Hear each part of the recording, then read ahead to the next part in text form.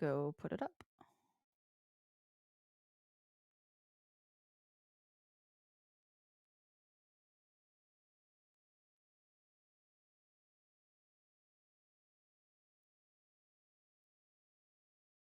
Oh, do we need a thumbnail?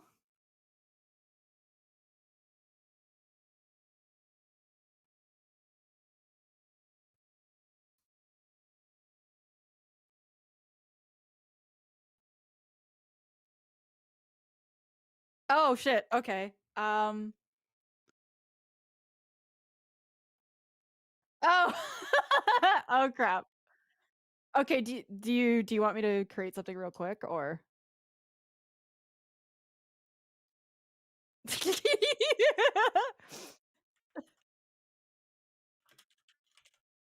Oh shit, I'm on the wrong account. I almost doxed myself.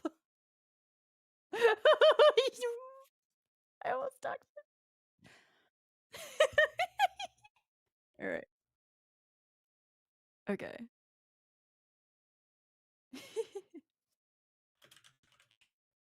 Okay, there we go. I almost doxed myself. I can hear you perfectly. Yeah, I can wait. 234th Street, yeah. Can you hear KJ? Now they can probably hear me. Hi, P-Stone. Hi, P-Stone. Can you hear me now? Dedicated? No. Yeah, No. I didn't think they could hear me. Okay. I was messing around with some stuff and okay, so for next I think time, I turned my sure mic off on accident. Starting soon and an ending screen. Got it. Yeah, starting soon and end screen is probably good. What's good, P-Stone? How you doing? Okay, let me make an announcement in Discord. Yes, let's do that.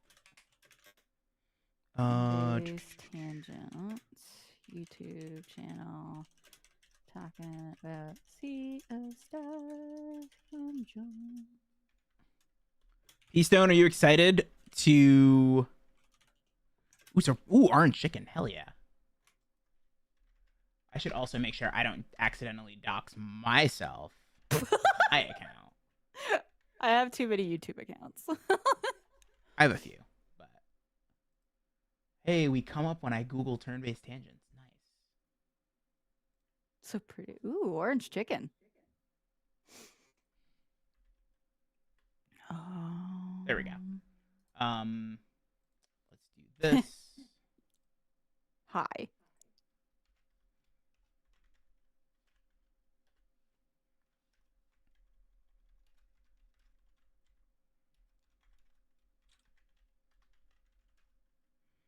Yeah, oh god, we look so silly. Okay, that's going up on Twitter. It's fine. I posted the socials. Yes, I live beside KJ. It'd actually make the stream a lot easier if it happened. I can't hear you now, by the way. Wait, you can't hear me? Oh, there we go. I can now. I was like, wait, what? I wasn't talking, but I was like, wait. Okay. I was looking at the YouTube screen and I was like, it looked like you were talking, but I think you just laughed. No. I was laughing. Insert P-Stone laugh here. Welcome in, Kane. Okay, let me ping. I'm doing the thing. Okay, perfect. Okay, I think we're good. How's the volume sound? How are both of our volumes? Yeah. Do we sound okay? It's been a while. Help us. I've adjusted a lot of audio. Help us, Obi-Wan P-Stoney. Your early hope. And Kane. Kane too. I think a lot of people are going to be interested in hearing what we have to say about this game. So it's going to be a good time. You review. What's the game we're reviewing? Sea of Stars. You finished the game yesterday. You should not forget what the game is. Excuse. I have been dumping hundreds of hours of trails into my Yeah, I'm brain. like, so I'm gonna laugh really hard if some of that blends in, and you're like, oh yeah, that's like, I'm like, Nah, no, KJ, it's that's all- trails. it's all separate. No, I know. Be funny though. You just start talking about like trails, and I'm like, wrong game. Y'all sound good. A little dusty, but that's for other reasons. Yeah, that's wild. That is wild. I mean, it has been a while. That's fair. It has been a long time since we've done this. Okay. We'll be Alright, okay, I though. finally have a social media post that took way longer than it probably should have, but it's okay. I forgot how to do the YouTube thing. Okay. Remember to talk about Chained Echoes. Don't worry, we're going to. Oh, yeah, we actually just mentioned. I'm like, are we gonna talk about this? Yes. Yes, we are.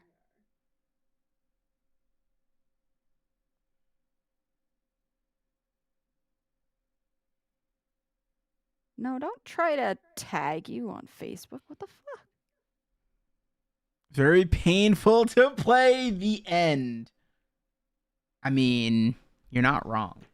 We have the Box Lord in chat. Hell yeah. Shout out the Box Lord. Yay! Yeah, no. He didn't so... dox himself like I almost did. Yep. Okay, so I think we can, I mean, we kind of got a little bit of the chatting and stuff out of the way. Obviously, we're back. Hello, everyone. Hi. We made it.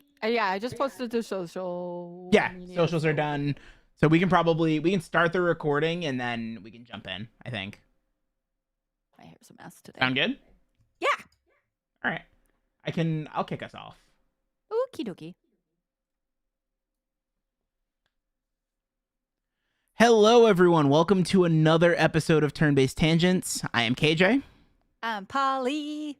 And we're going to be reviewing Sea of Stars today. So one thing to note, we did both play Sea of Stars, I believe, on the... You played on the Switch, right? No, I actually played on Xbox. You played on Xbox? Oh, okay. Yeah. Well then. Yeah, I went way out there. Oh, that's right, because you played on Game Pass, right? Yes. Yes. Gotcha. Okay, so Polly played on Game Pass. I played on the Switch. Unfortunately, we don't have physical copies, although I do have a physical copy that eventually will be shipped out to me. I don't know when. So, yeah, that's... I'll be getting the physical copy too, because Ghosty funded that, and I was like, I could get the physical copy, or I could play, or I could get it on Switch, or I could get digitally, or I could play on Game Pass and get the physical. So that's what I ended up doing. Yeah, I was like the second wave of Kickstarters. So like I'm not in the game because like, I mean, not so spoiler that they did do like a section where they kind of put people that kickstarted it in the game, which was pretty cool. I was looking for your name. I thought I don't think I was. I thought I was there. I was supposed to get like a code if I was, so I wasn't there. But it's all rip. good. Okay. Yeah, it's all good. But yeah, I think generally speaking, I think we both have a lot to say about the game. Obviously, we started this a while ago, so there might be a couple of things that are a bit rusty, but overall, I think I retained a good amount of the things that I had to say about the game. The story specifics might not be super on the top of my head. But yeah, I think that's like a way to... Okay, there we go. one of the biggest things for me. But I think things will probably be more fresh for you, Polly. I know you did not blitz through the game like I did because I'm crazy. No, you're totally fine. I mean, I would have if circumstances were a little different. I'm trying to look where sorry, I'm distracted because I keep trying to look the right way. There we go. Okay, I think I've got it now. But yeah, you went ham into it, and I got married, and that just took over everything. True. But yeah, so there's a lot of things that are still kind of fresh in my mind, but there was also kind of some downsides to doing it that way, which I think I'm pumped to talk about because Yeah. So, I mean, why don't you kick us off then? Let's just jump into it. Alrighty, yay! So this is our review. Wait, should we talk about Chain of Echoes first? Actually, yes. Let's talk about Chained Echoes. Okay, So, yeah, our chat's literally gonna like throw hands if we do not oh yeah, talk about Mhm. how this was our second choice. Yeah. So originally we were gonna play Chained Echoes for this, and then we played Chained Echoes, and it was pain. And by pain, I mean I actually put the game down. It was Polly was going through it. You were. I feel like you were fine I was with ahead it. of you. I was like so powerful. I'm like I'm ahead of KJ for the I- first time in like 6 months. I struggled so hard with that game. I was like, I can't do this. This game sucks. Like, the game was so bad that I forgot that we played it. And I put And like we almost jumped into Sea of Stars conversation without talking. I almost put 10 hours into the game. And I was just like, I can't. It's a snooze fest and it wasn't fun. Like, and I also wasn't a big fan of the aesthetic either. So it was a combination of a bunch of different things. I was like, well, this game ain't it.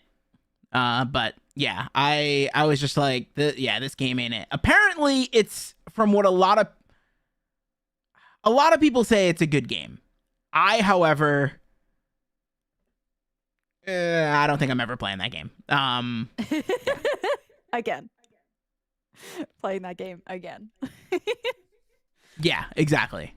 Yeah. Chained Echo, like so KJ was feeling it a lot less than I was. I found the aesthetic pretty jarring because the sprite work for like the characters and the animation doesn't match the background very well, and as an artist I kept like really like at first I was like, oh, this is pretty, and I just find myself looking at the background art until I started to like really piece it together, and I was like, this is separate styles. So I found it a little bit aesthetically, my brain was just not computing really well with it, but I kept kind of pushing it through. One, because I felt powerful, I was ahead of KJ. As anybody who's tuned into one of our episodes before, he usually is ahead of me and or beats games before I do. So I was like almost like pretty close to I think act 2 or chapter 2. I believe it's broken up into chapters or acts or whatever. I was getting really, really close at the part where one of our community members and dear friend of ours, P-Stone, had said that this is where it gets good. And neither one of us made it, by the way. I would like to just I apparently made it close to the end of Act 1 as well. Like, yeah, I was close, but by the end, because I hadn't played it for a couple days, and when you finally dropped it, you were like a half an hour behind me or something like that. You were we were very, very close. I think I either just hit Act 2. Yeah, I think I hit like just hit chapter 2 or Act 2 or whatever. okay. But I feel like a lot of people love this game for a few reasons. One, it mixes a lot of RPG game elements into it that a lot of people like from other RPG games. It was done by a single developer and a composer, so there's more support for that. Like shout outs to doing an entire game pretty well to yourself. That's incredible feat, even if it wasn't my cup of tea and everything. But for me, the slow is a long period of slow. The battle system was really like mushed together with so many different other battle systems, like kind of like shoved together, that it just felt like I saw where they pulled all their like references from, and they didn't really make it.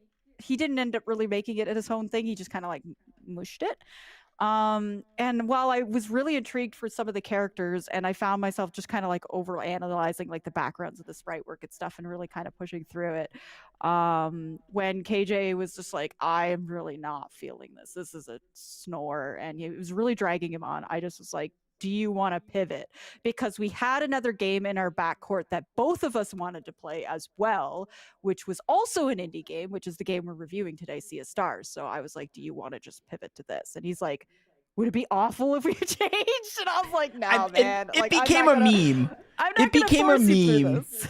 because some of the community members ended up beating Chained Echoes. Shout out to them. They keep joking that they're going to take over the podcast one of these days, and they're going to do the Lost episode, the Chained Echoes episode. Are they gonna wear like a polywig and like? That would be hilarious. That would be funny. But yeah, so we basically did like a complete 180, and we just were like, hey, we're gonna play Sea of Stars instead. And I think that was good for both of us because I think we both clicked with Sea of Stars way more.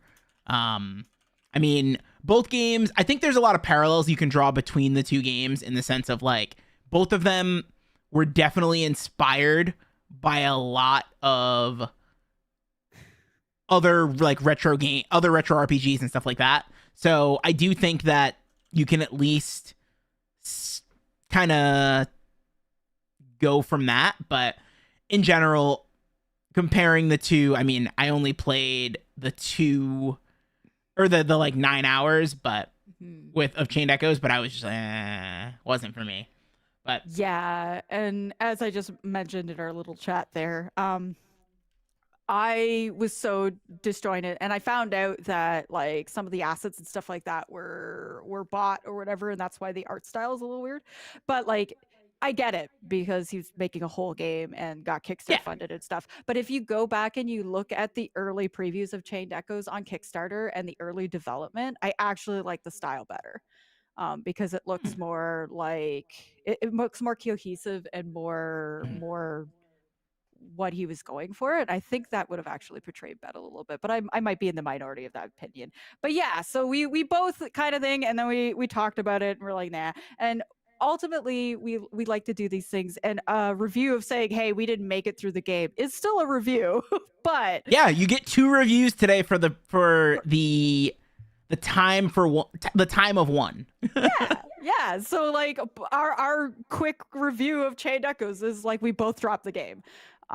We were bored. I could tell our community members who were trying to play it alongside us was also bored. So for the most part, I think Peastone's one of the only ones I know who beat it. Peastone and Dark beat it. Yeah, Peastone beat it, Dark beat it, and then anybody we've talked to who liked the game has obviously beaten it. But a lot of people who were playing it alongside us were kind of struggling like we were. Put this on record. I did not drop Kudelka.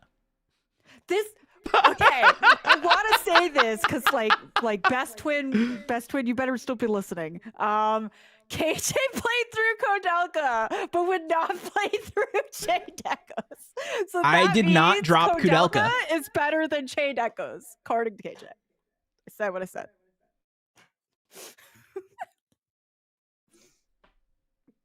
All right.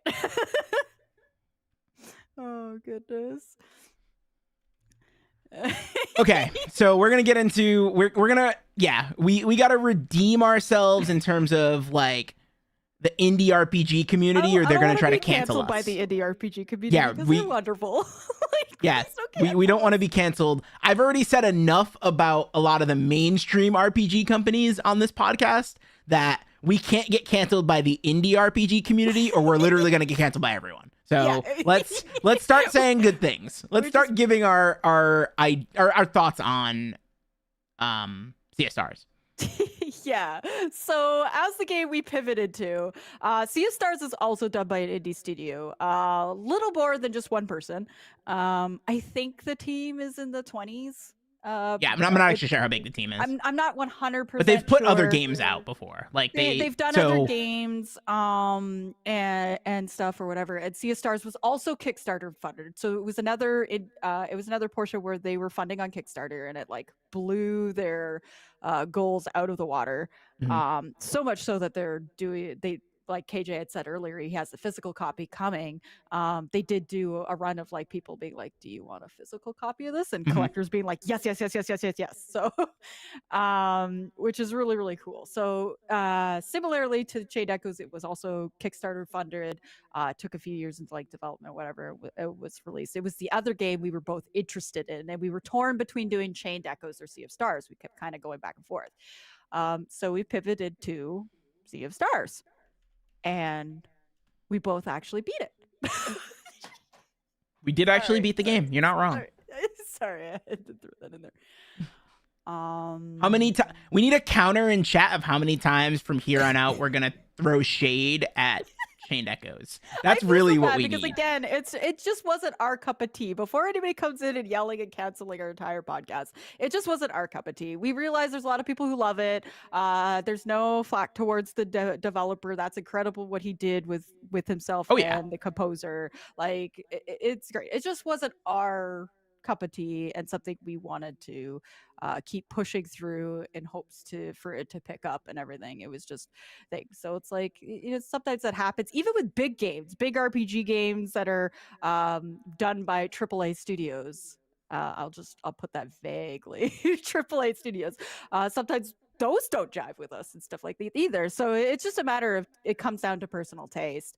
And we didn't like Chained Echoes for numerous reasons, but for those same reasons we didn't like it, other people liked it. So yeah, go out and try it and see if it's your jam or not. Like, you might like it, you might not. Our community was kind of 50-50 divided between finding it really boring and didn't want to go through it and whatever, and then actually really loving it. And in actual fact, we have a few community members who love it more than Sea of Stars. So Yeah, that is true. yeah. So yeah, so anyway. let's jump into the actual game. So Yes. I think the first thing I want to comment on is the music. The music, fantastic. So that's something that I think, because I think a lot of the other talking points about Sea of Stars, we're gonna start comparing to other games and like talking about the inspiration. But I think in general, Sea of Stars definitely felt like it had its own feel music wise, at least for me. Like, I didn't necessarily feel like it was overly drawing inspiration from too many other places. I think there is one track that did remind me of something in Golden Sun, but overall I felt like Sea of Stars had sort of its own identity from a music perspective. Yeah, from the OST, like, and honestly, I found myself listening to the music a lot during the playthrough of the game, off the playthrough. Heck, a lot of my starting soon things on stream featured Mhm. the OST of Sea of Stars because it was really really good. And like you said, like, there was a song, and I know the song you're talking about, that kind of sounded like Matoi influence, and everything, but like, it was really good. Like, it was very like, even though, okay, so they do reuse tracks, like, it's kind of a typical thing of like old JRPGs where they'll like Mhm. do some tracks and then they'll like remix those tracks as being like Yeah. slightly different. Well, Sea of Stars does this too, which I think is a nice little throw canny that not a lot of people caught to like older RPGs and stuff doing that. But they do it in a way that was really really clever, and we'll get into it a little bit later when we get into the spoiler topic of what I mean by how they did it cleverly. But like, even when they were using the same tune but they like slightly altered it later on in the game, it was still a jam. Like, you still were Mhm. like, yeah, that's great. It didn't feel like, oh my goodness, I'm listening to the same song over and over and over Yeah, again. no, I agree. They put enough of a twist on it to on any songs that they reused to make it feel like it was different.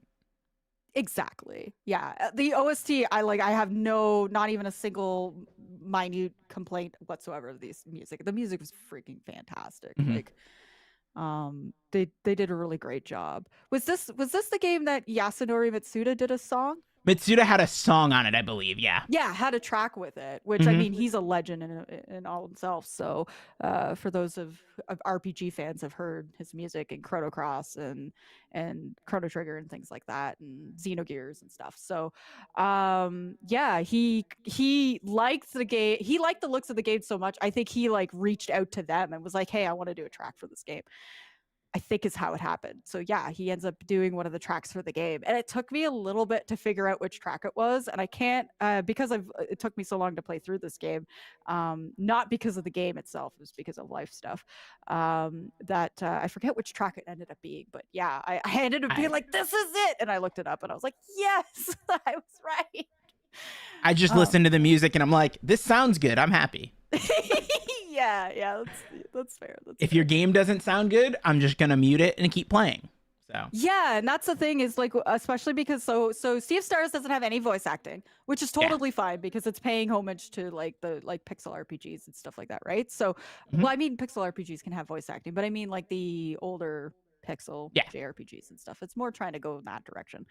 So it's totally fine. I actually didn't find that I needed voice acting at all. I No, could like I didn't either. The I could picture game how the characters were like just from how well it was written. Like the characters were written really, really well in terms of like Mhm. how you think they would sound. And so I didn't need it. and it wasn't And overly dialogue heavy to the point where you felt like, oh my goodness, I'm reading so much that I need where you voice acting. Yeah. Like yeah. True. it felt uh, wow. But That's yeah, not it a felt series like I like, but like still, yes. it felt like it was enough that it was like, okay, I can read through this. I get the personality and the development of the characters, but it's not like I'm reading a novel. Exactly. Yeah. They have enough development, but it's not like you said, it's not pushing its luck where then you kind of wish there was voice acting with it. And so cuz you're not because you don't want to read a book more or less. And so yeah, they do a really good job with that. And the art style honestly was fantastic. I Oh could yeah. see tiny bits of references in it. Like when you're on the overworld and you go like mini version, Mhm. um that was like inspired by Chrono Trigger. Absolutely. Like I mean, I that think a lot of the a game lot of is the inspired game by there was Chrono like Trigger. so many little Oh yeah. hidden things that were or not even hidden, pretty obvious things of like they loved Chrono Trigger. You could tell the developers of this game loved Chrono Trigger and they wanted to keep sliding these little references in it. But they did it in a way that while yes, I recognized it, it wasn't like, oh, this is just Chrono Trigger. Oh, this is just Mhm. Chrono Trigger clone. Oh, this is just copying this. It didn't it never felt that way at any point playing through this game. Mhm. It was more like, oh, I know where they got that. Oh, Yeah, yeah, I I mean, remember that. such a like gameplay wise, even like little things like you said, like very very small details. It was like, wow, they pulled this from this game. They pulled this from this game. Like Yeah. I think I was keeping a list at some point and there were like 6 or 7 different RPGs that Hmm. I was like, oh wow, they pulled stuff from this and they drew inspiration from this. So honestly, in that regard, they definitely captured that sort of retro feel Hmm. by sort of drawing inspiration from so many different things. Yeah, and not making it super like this is now what this game is and losing itself. So sometimes when games take inspiration from other games, they can get overclouded to the point where your game becomes just that other game or a clone of that game or Mhm. that sort of stuff, right? There is a too far. This was definitely I want to throw these aspects into the game as like a respectful like throw to them kind of thing and see if the fans who've played these games will recognize it, but it wasn't so over the top that I felt like it overtook the game and lost its game identity because of it. So they did a really good job at balancing that. Like there was like a little like enemy where the two enemies are kicking the enemy between them and it's like rolling like they're kicking the enemy between each other, and I was like, well, that's a Chrono Trigger enemy right there, like Mhm. very close to the start of Chrono Trigger game. You end up with enemies like that. But it was more like that's funny that they did that. Yeah. Then I mean, they even did I They even did the thing. I don't remember the exact details in Chrono Trigger, but there's an NPC that you talk to, and they basically just basically tell you to get out of there, get out of here, or whatever. And if you keep talking to them, they give you something. That literally happens before you leave the first area in Sea of Stars. It's like, Yeah. I saw the person just hanging out by a random cliff, and I was like, I'm gonna keep talking to this person until they give me something, because I know that this is gonna be a Chrono Trigger reference. And sure enough, it was. Yeah, exactly. Like little things like that where it's like it's more for like fun aspect of it than it took away from anything. Like that was just a random character that didn't have any significance to the plot or anything. And some of them, the random enemies, they had stuff like that. And some of the moves the enemies did, or some of the moves that you learned throughout the game were homages to different RPG games and stuff like that too. But all of it was like little things that made it you're like, oh yeah, this is what's gonna happen. And it kind of rewarded you as a fan of those other RPG games it was drawing from, like Chrono Trigger and stuff. It rewarded you because you knew to do that, right? You knew the guy standing on the cliff was a reference to Chrono Trigger as you just keep talking to him, and you're like, I know I'm gonna get something if I keep driving this NPC nuts, right? So it was something like that where it's like, as a fan, but somebody playing Sea of Stars and never playing Chrono Trigger before or any of that sort of stuff might actually miss that, or miss that little aspect. They might have talked to him and like, okay, whatever, and keep going. Like, why is there this random NPC in the middle of an area surrounded by like enemies, more or less? And and they might have just like kind of moved on with their day and not caught it, and it wouldn't have been any worse, or like it wouldn't have been any like it didn't necessarily take away from the experience. Yeah, and so like they do a lot of little bits of that kind of bring it in, and then the overall pixel style they went with, and the characters were so detailed. Yeah, the character designs were fantastic. Yeah, like I instantly fell in love with one of the two main characters, Valier.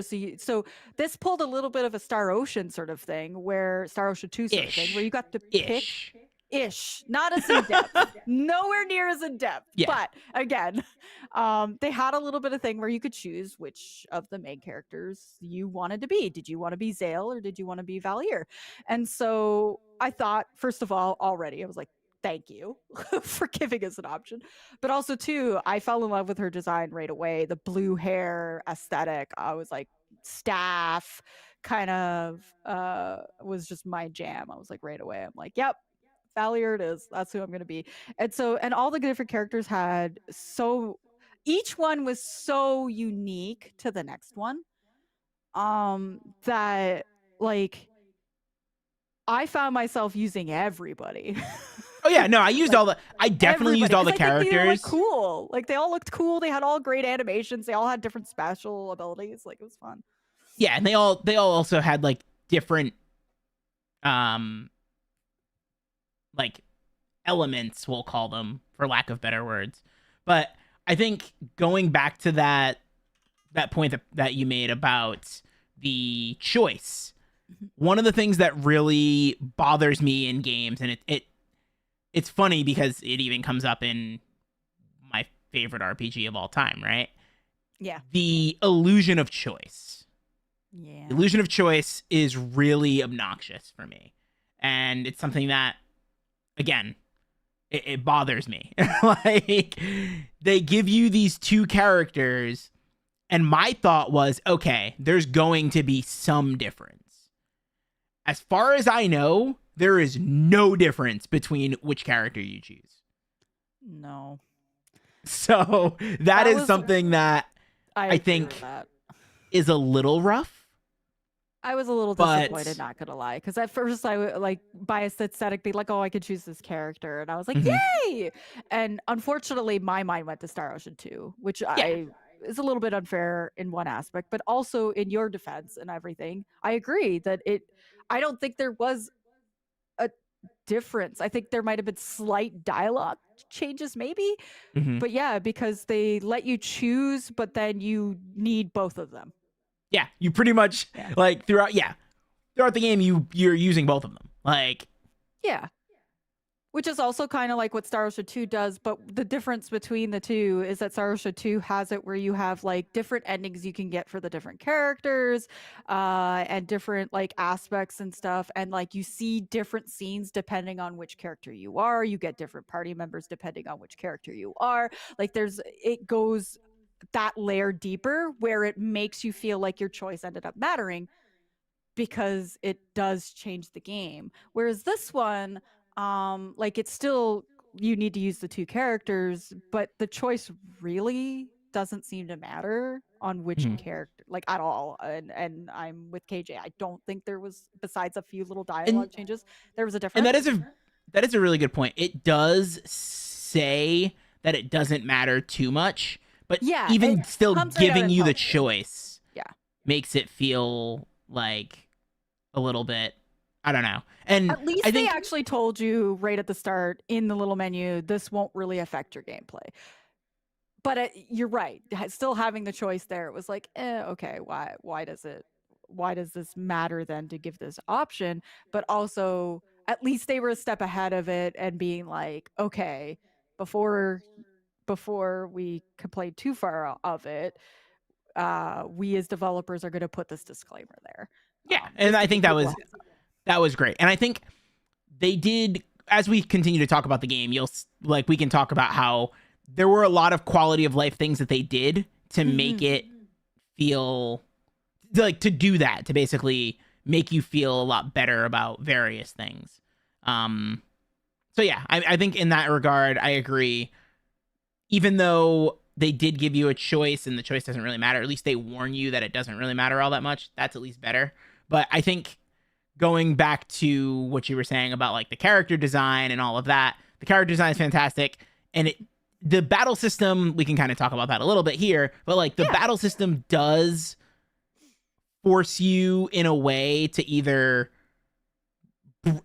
like you can brute force it. It's not going to be fun, but like you can brute force it, but it does kind of force you to use all of the characters because of the way that like lock the lock like break system thing works, where it's like you need to use like different elements and stuff like that, and each character that you get has specific elements. So it's Yeah. like you pretty much have to use those different elements to be able to go through. And again, you can brute force it, and but it's not gonna be nearly as effective. And it's Yeah, gonna you're gonna have a there's bit of a hard time if you yeah, try it's gonna to be just painful. only use the same 3 party Mhm. members all the time. Which Which like for honestly me, is great for a game to make mhm. you use your party. Like actually use it. Because there's so many RPG games that I've played where there's characters I've never used. Oh yeah, same. And Straight up. there's times where I've played through them multiple times and Yes, not and used the still party not use members. them. Yep. Because it's Like like I've played through Final Fantasy. I've beaten Final Fantasy X 3 times. I have still never finished a playthrough with Kimari. same. Yeah, I've never used Kamari. Like it's just one of those things where like some characters they just don't vibe with you.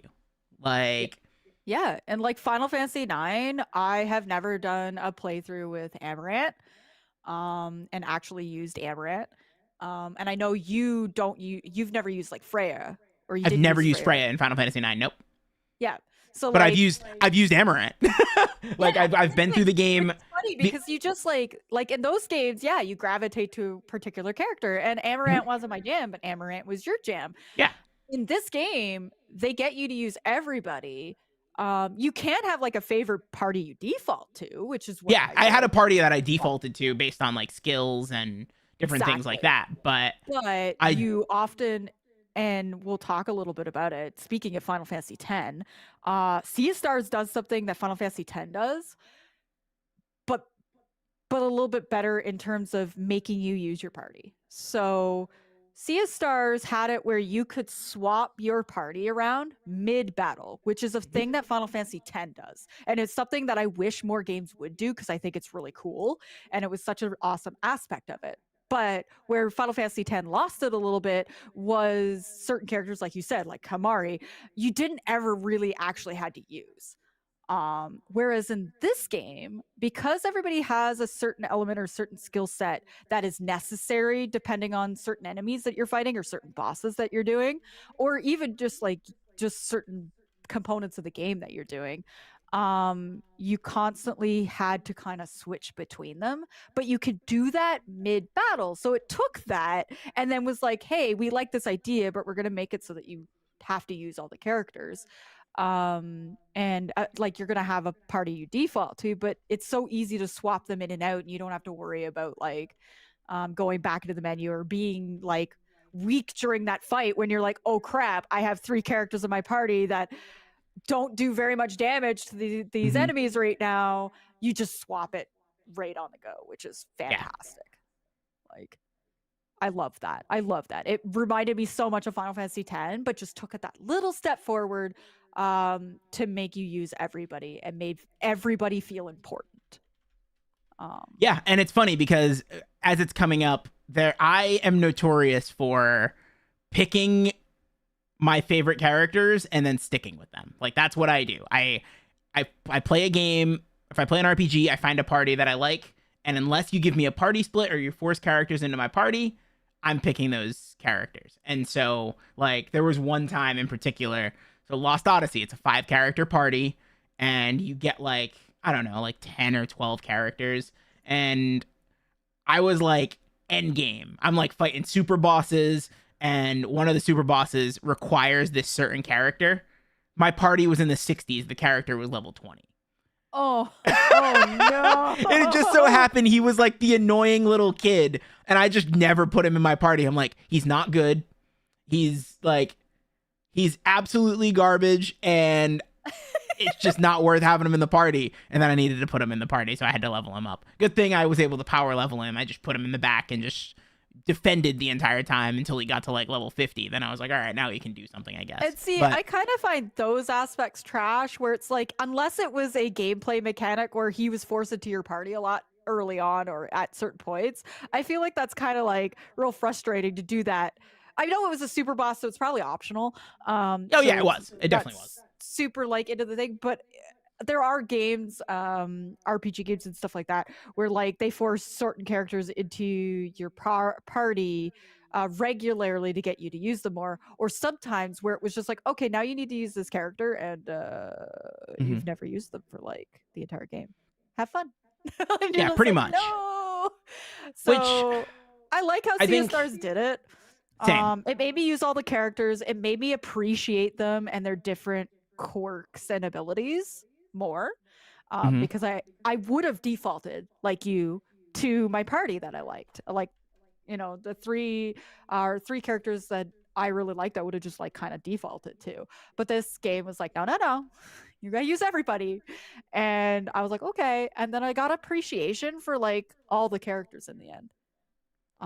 See, I guess while we're talking about the characters, I struggled with some of the characters. And the reason I struggled with some of the characters was because it was either one extreme or the other. I felt like either they like with the main characters, they were silent protagonists that weren't actually silent protagonists. If you catch my drift. In the sense of like they I feel like the they choice just didn't matter. not even just because the choice didn't matter. It just they felt more like this is the player rather than these are 2 characters in the game. Like they didn't have personality. The personality came from all of the rest of the cast. Literally, all of the other playable characters had far more personality than the actual main characters. And that for me is one of, if not the thing that I struggled with, like one of the things that I struggled with the most, if not the thing I struggled with the most, was that like by the end of the game, obviously I had the main characters in my party, like because I was using all the characters, but like if I could have just locked in a party, it would have been everyone that wasn't the main characters. Oh, fair enough. Yeah. Um thinking about it, how do I feel about that? I think maybe they went like kind of too much in the middle. So where it was like they were trying to give a bit of personality, but then they were also trying to make it the character you. And then like for example, I actually thought Valier had a few more lines, and it definitely felt like she was more the one that people hoped you would pick. Oh yeah, Like she was definitely the favorite. definitely the favorite. She was the dev's favorite. There's a few little dialogue things where it made me kind of skew to that, and I found she did have a little bit more to her than Zale. Personality they gave, or just completely not at all, like a Chrono. It's pretty well. Whereas Valier and Zale and stuff still had lines. It just, I guess maybe at certain parts it lacked a little bit of not development, but a little bit of, I don't know, character feeling. I don't know. Like I got a little bit from it from Valier. That's why I ended up like she ended up becoming one of my favorite characters. But I also admit that I liked her abilities and I liked her aesthetic. And those were the more the draws than thing. But I mean, I guess we could talk a little bit about the story. So, and I feel like it kind of came a little bit with the story and how they directed the two. Definitely. So the whole thing is that they have souls. So they're kind of like a world with this village that has these solstice warriors. So what I mean by solstice warriors is that they have one from the sun and one from the moon, kind of just get dropped off by a stork. It's a little weird. When they're like babies, and like they dropped into this village, and then they get trained on these powers, and one has the power of the moon and one has the power of the sun. And so from babies they were kind of like dumped, so like they don't know who their parents are or any of that sort of stuff. They were just kind of like, and they're definitely in this village and be like, you have the task of saving the world now, and they're like, but children. So when they're like little kids, you see a little bit more of their mischievousness. Like you see Zale being a little bit more mischievous and like trying to sneak out, and Valier being like, ooh, hee, hee. And they have their like little friend. And as kids, they had a little bit more to it and kind of being a little bit defying, but still being like, okay, we understand that we eventually have to do what we're tasked to do, but we're little kids. Hee hee hee. We're gonna kind of goof around a little bit, which is right at the beginning and stuff. But yeah, it's hard to say because it's like part of the plot line, but then also I don't know how they would have been able to do it better.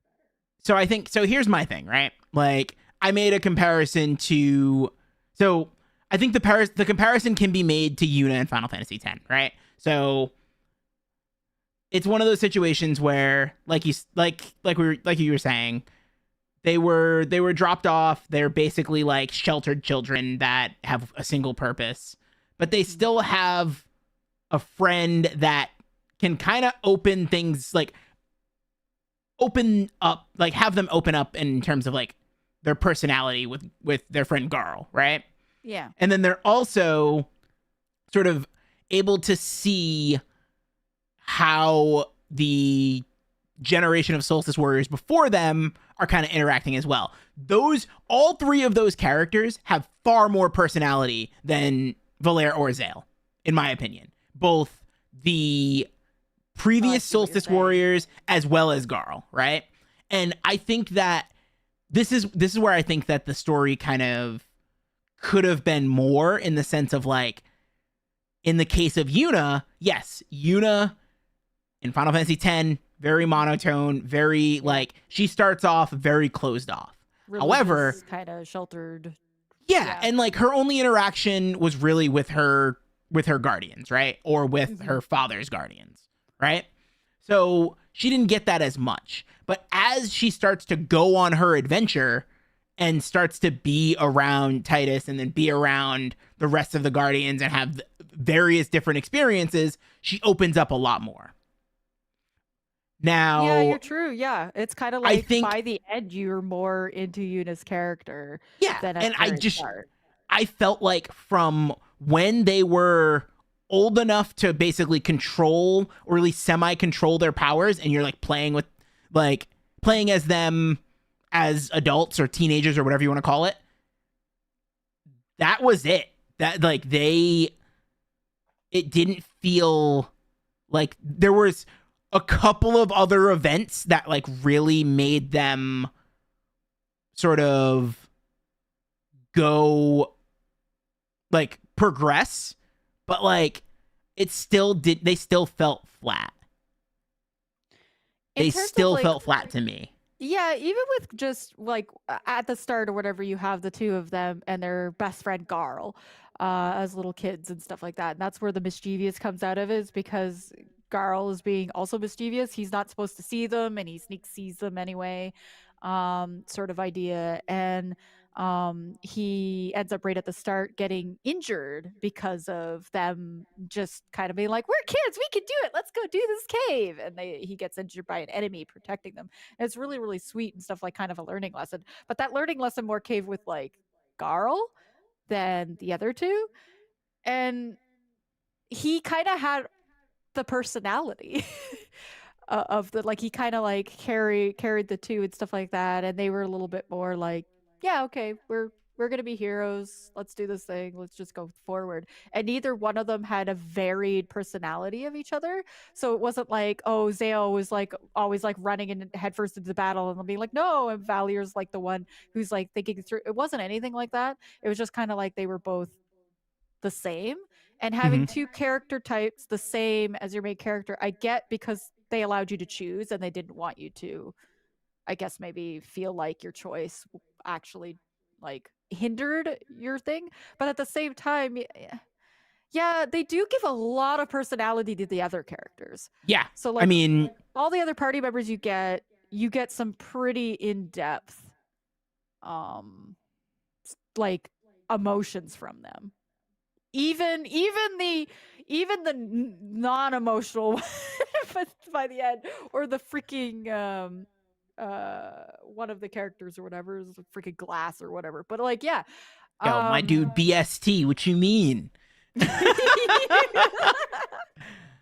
He's my pretty good. guy. But like, yeah, so I could see where they did kind of miss the mark, where if maybe with Valier they would have had like a little bit more of something to her, rather than her and Zale just kind of always being the two to do everything, the two that are kind of like carbon copies. Having one Right. character like that is not so bad, but I like having both of them like that. Like maybe if they would have given just a little bit of something, or a little bit more of emotional reactions.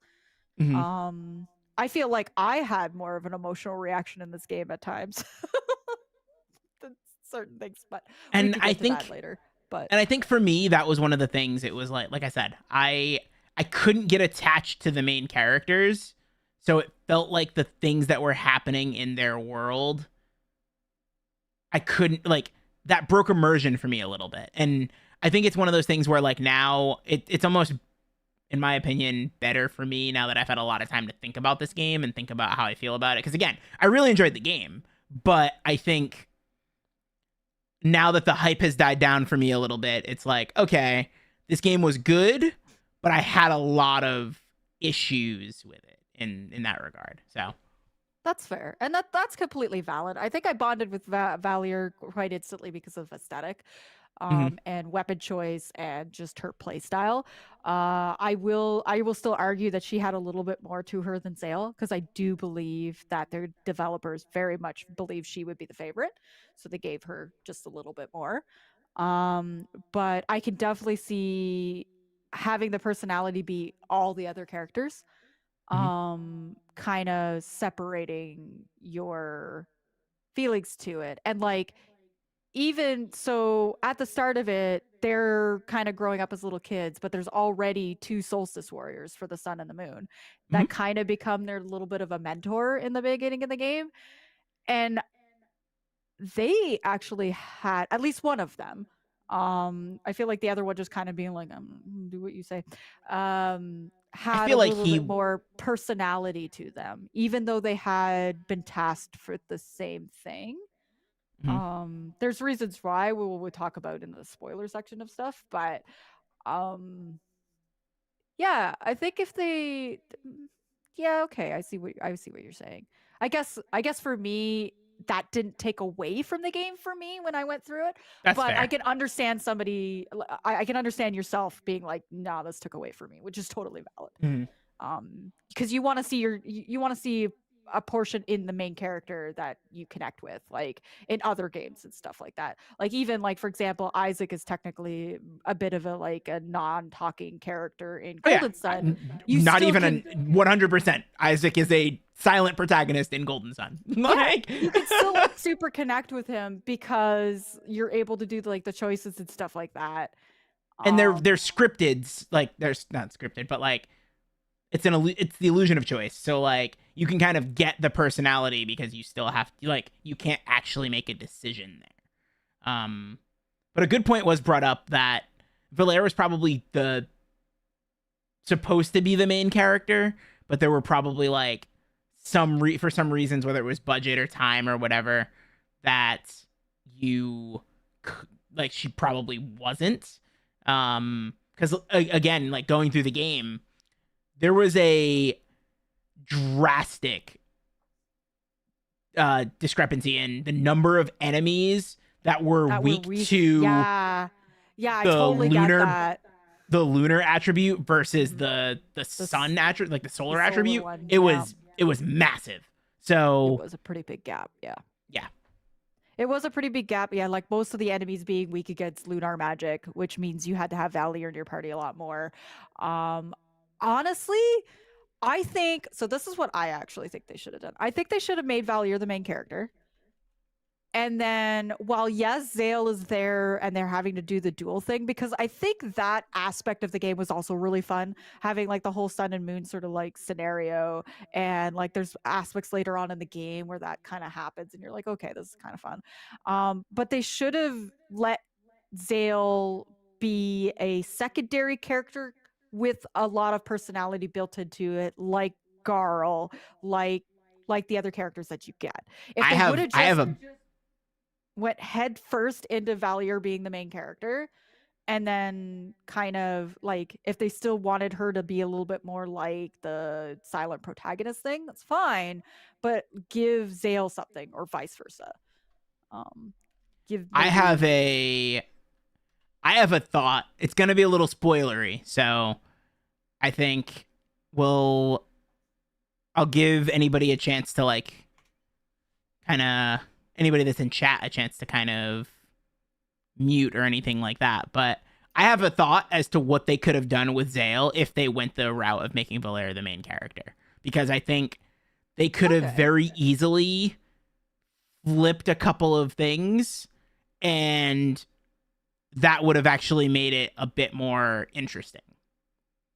Rather In my than opinion. having yes, this is a little bit spoiler again. Mute if you don't want to hear this. I if think you you haven't catch beat I think Zoo you're catching Stars. my drift as to what I'm saying. Yeah. So Yeah. so like yeah, I think yeah. You know Rather than what? having so we're gonna I'm gonna be we're If that gonna start talking aspect about of the this. game got changed to Zale, Yes. y- Rather than yes. having budget Satiros and Renardi from Golden Sun, and instead I totally said that when I was playing the game. putting Zale in that position, Yes. and then with one of them, it didn't have to necessarily be the other, but then making the other one a playable character in place of Zale, I think that could have been really cool. Yeah. Or even if they still wanted to give the element of choice, and this would have been taking like the game to the next level almost. They give the element of choice. Whoever you choose, the other one becomes that type. Yeah, that could have been and then dope the too. game shifts a little bit of like Mhm. the elements being weak against one or the other. Yeah, And that would have been awesome. yeah, it's such a but it like in the scope of things, it would have been a big drastic change to the game. But in terms of like the character personalities and the development, I feel like Zale kind of gets pushed aside. I feel like a lot of people I've talked to we're just like, he was there kind of thing. But with Valier, that she was like, yeah, she was there, but she's cool. Like, you know what I mean? It's a very different when you hear people talk about Valier rather than Zale. I have not found somebody who's like, yeah, Zale. Nope. And I think that And would have actually added that little extra layer, because I mean those two had that like development thing, and like you said, it definitely felt like Golden Sun. Definitely felt like Golden Sun with those two. They could have easily taken that aspect out and put it as the other character you didn't choose. mhm. And And it I would have been think like kind of a game changer. I think that whole element that develops between those two, mhm. as the mentors of the kids or whatever, and everything that develops there, that being one of the kids, I think would have I think that probably would have solved the um I think that probably would have solved the feeling of that we had these two main characters that were bland. yeah, I agree. And apparently, like so one thing that we do have to keep in mind, and Isn't this this like a sequel to a game they already this did? is I believe this is a sequel to The Messenger, which Yeah. is an earlier game that they put out. But the problem that I have with that is it's in a different genre. It's more of like a platformer, not Yeah, exactly right. Metroidvania, but like kind of. Or it's a prequel to The Messenger, sorry. So like that's really tough for me because I almost think they should have just made a not separate tried game. to connect the two. Yeah. Yeah, I agree. Because that I think that would have allowed them a little bit more Freedom. freedom to make the story a little bit better, or make a little bit more sense without, because I do think there were parts of the game that if you played The Messenger, you probably were a bit more excited about because it's like callbacks to The Messenger and stuff like that. So I don't know. It's tough. It's really tough. Yeah, and like I haven't played the Messenger. I do want to play it, but like platformers are a Hmm. little bit more my cup of tea than yours. Hmm. But I do want to give it a shot to kind of see like the connections and stuff by that. But yeah, I think almost they would have been a little bit better if they just kind of did their own thing, even if people were like, "Hey, this kind of connects to this other game they did," and they're like, "Oh, I don't know." They could have had a little bit more freedom to do what they wanted with particular characters, I guess maybe. Um, Yeah. But I mean, overall, I think again they did a good job for all of the like situation yeah, and that they had. honestly, this was pretty impressive for the small team that put it together. We'll talk a little bit more about the characters and stuff like that. It might be a little bit spoiler for anybody who doesn't know all the characters of the game or which characters you get. But like so the other characters that you can get in the game is Garl, which you get him pretty early on. He's kind of the goofy, fun loving, positive, always looking on the brighter side of things, best friend of the two main characters. And he's also like starts off being like, the only thing I could do is cook. Hmm. And it's like, all right, cool, and kind of goes from there. So he's one of the characters you get right away, and he's just kind of like fun loving. Um, and then who do you get after him? You get Sarai, where she's kind of like this mysterious, like running with the pirates Hmm. kind of gal, and she's got some like she's more like where Garl was just kind of like he's just regular. He doesn't have an element or anything. Hmm. But with her, she had like poison element. And a Um, really broken ability that oh yeah, the delays. disorient I used. The delay was so Oh good. yeah, it's called disorient, and it just Hmm. delays the enemy's turn again for a couple rounds. So the really cool thing about the combat of this game is when you're fighting enemies, they have like a little number above their head counting down to when they get to attack. So sometimes that could be a strategy to kill the enemy that has the highest number before they ever get an attack, or if you could kill the enemies before they get an attack off and stuff. I thought it was kind of neat. Yeah, no, the, Um, the combat system is awesome. yeah, it's fantastic. So Sarai has this ability where, let's say it's got down to one, she can like go up and kick the enemy and knock it back to three. So it Hmm. has now 3 more turns it has to go. And I abuse this ability so much in boss fights. So many times that I found myself using Sarai almost all the time. Because I would just build up her MP again, do that, and then just kind of like keep going kind of with the aspect, right? Of just like delaying them. And it was stupid broken. And it didn't cost that much MP.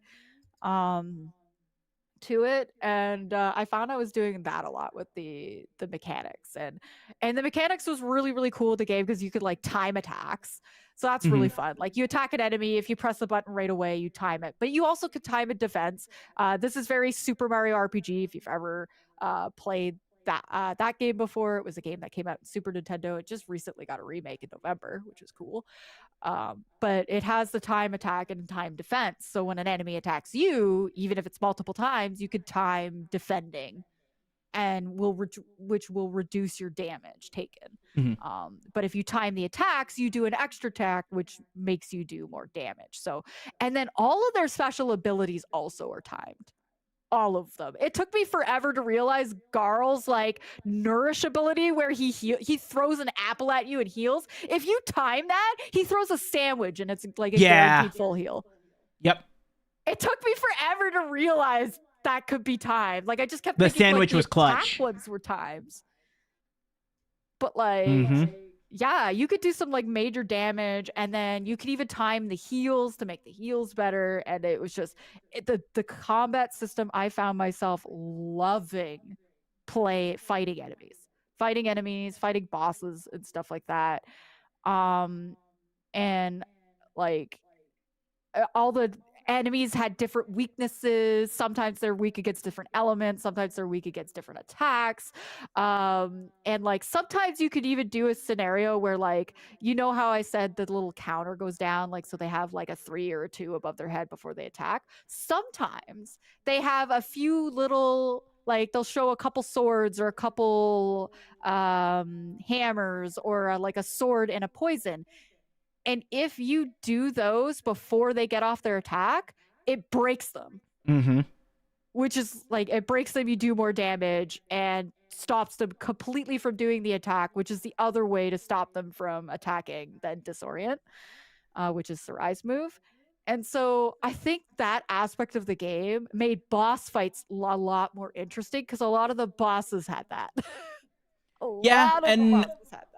It was also very interesting because, and I kind of saw this similar to like Octopath, where it was like the patterns were always the same for certain attacks, certain formations, different things like that. So you could kind of regroup and get your turns if it was an attack that wasn't exactly going to do all that much or wasn't going to be that bad. And then when there was an attack that was going to be a problem, you could then sort of figure that out. And I think it was funny. I felt like in a lot of boss fights, what I did was I was scouting and like had my like my full heal that Zale and Valere had, and then it was just like, okay, I scout, see what's gonna happen, see what the big attack is, use the full heal, and now I'm basically gonna go through and say, okay, what do I need to guard against? How can I just like do damage until I'm ready to like really try to break, and then go from there. So it was really interesting to kind of plan things out like that, because again, it felt like I was playing Octopath, where that's literally how I did it, where it was like, okay, I'm going to plan out each and every one of my turns to make sure I can just break the boss when I need to, when it's the most convenient, and then go from there. So good. It was so good that you had that like power.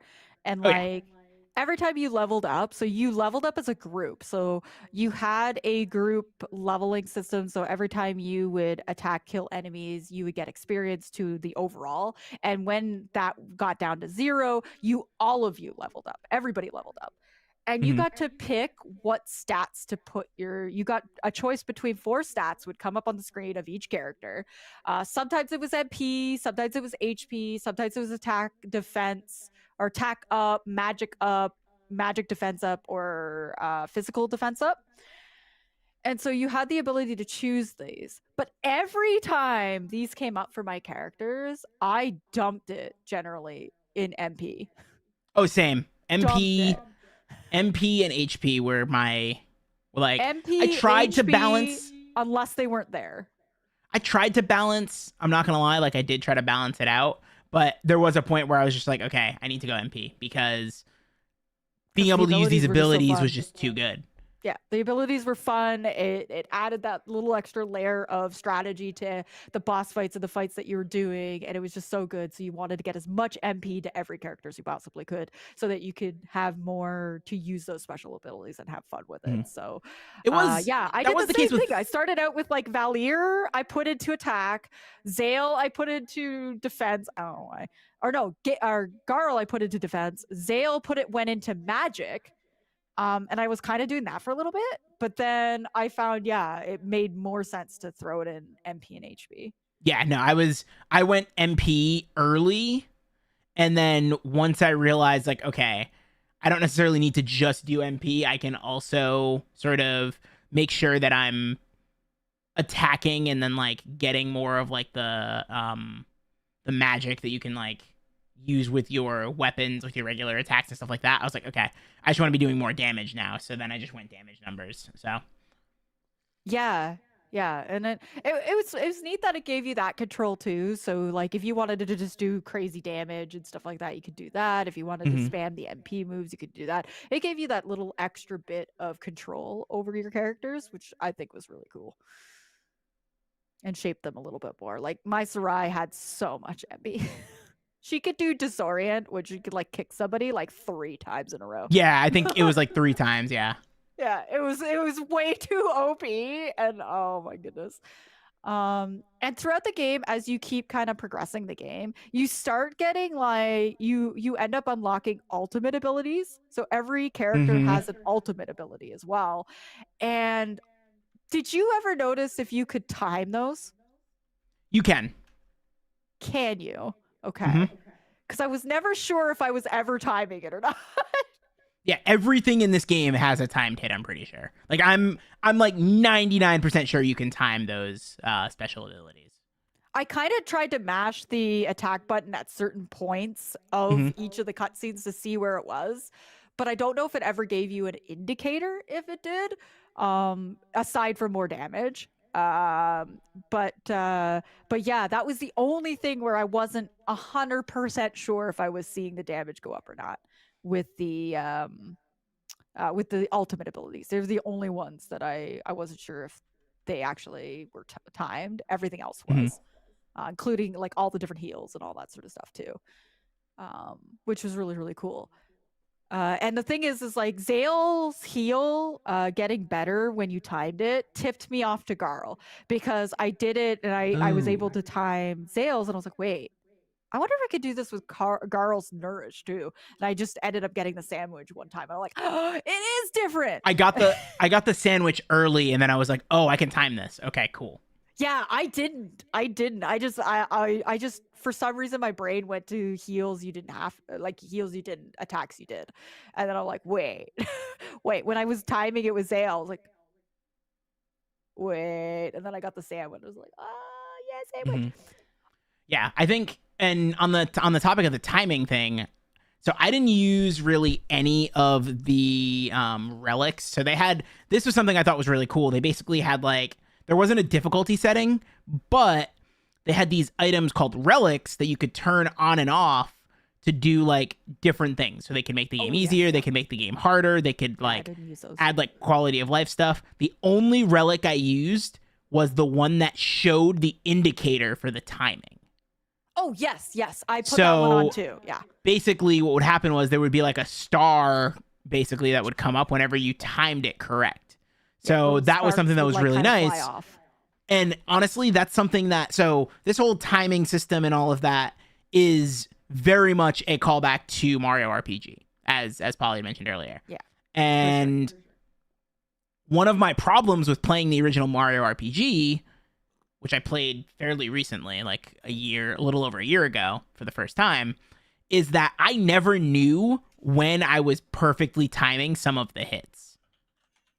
So for me, it was like, I knew, like, I had played Paper Mario before, so I knew the attacks and the defense, like, you could time stuff, but it was really hard to know that. Whereas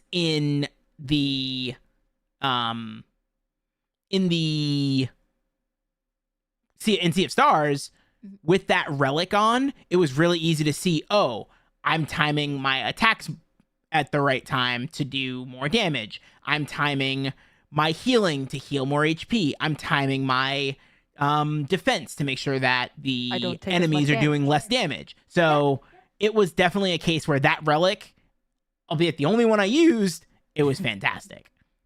Yeah, that was the only one I used too. You're right, because I liked that too. Because at first when I was doing it, like I could tell with the attack because they would attack and then attack, right? So I Mm-hmm. knew when I timed it, I would get two attacks. Great, but some of the moves, you're right, it wasn't very obvious if you timed it or not. And so Mm-hmm. having that relic on where it showed the little twinkly stars, when you timed it was so nice, and it was also so satisfying. I found every time I see those stars, I'd feel a little bit satisfied, be like, yeah, I did this. And I like that aspect. I It was the only relic I think I ever used too. I don't think I used any of the other ones because the other ones were like to help with the difficulty of the game, Mm-hmm. or that sort of thing. And I Which didn't honestly, really. I didn't feel was that bad. No, exactly. I'd say maybe if somebody struggled with like timing their attacks regularly, that maybe they might struggle in some of the fights and stuff like that of doing enough damage in time for things. It would just make things go on longer and maybe be a Mm-hmm. struggle that way. But for the most part, yeah, I didn't see a need for any of them at all. But maybe like more beginner players into the RPG or timed RPG kind of games, Mm-hmm. maybe that would have been more helpful for them, or even like just a new player who just wants to play through this game for the plot line. Yeah. Turning some of them on would have made things easier to kind of like zoom through Yeah, I parts. could not have made the game easier. I think I game overed once or twice, and the first time, no, I think I game overed once, and it was because I didn't heal before a fight. And it was like in the tutorial. I didn't heal in the Oh yeah, that's tutorial. right. It was with the I elder Yeah, I mist. did not heal Yeah, in the tutorial and game overed because I saw your I was rage on that. basically dead. Yeah, I was like, you got to be kidding me. Like, You came over to the yeah. tutorial, yeah, But that because was you the only needed to time. do. That was the only time that it really like. I don't like. If you're somebody that has played a lot of RPGs, you probably will be fine Yeah. And without any of the honestly, relics. I think there's also a couple or at least one relic where it makes the game harder. There's So if you're multiple like, that make the game harder. yeah, Yeah. if you really want, if you're like, I'm just breezing through this, and you're like really want a challenge, you could also put on a couple of them to make harder, which I think is freaking fantastic, But I because it also gives you think that that level. not all of them are easily obtainable. No, they're not. So Some that's of them another are thing. kind of some weird spots, and you're just like, and Hmm. one of the things that made it easier was in kind of a struggle spot, if I remember correctly. So it was like, okay, Hmm. but they were fun little things to like kind of find around. Like you said, you didn't use it, I didn't really use it except for the showing the indication when I got the timing.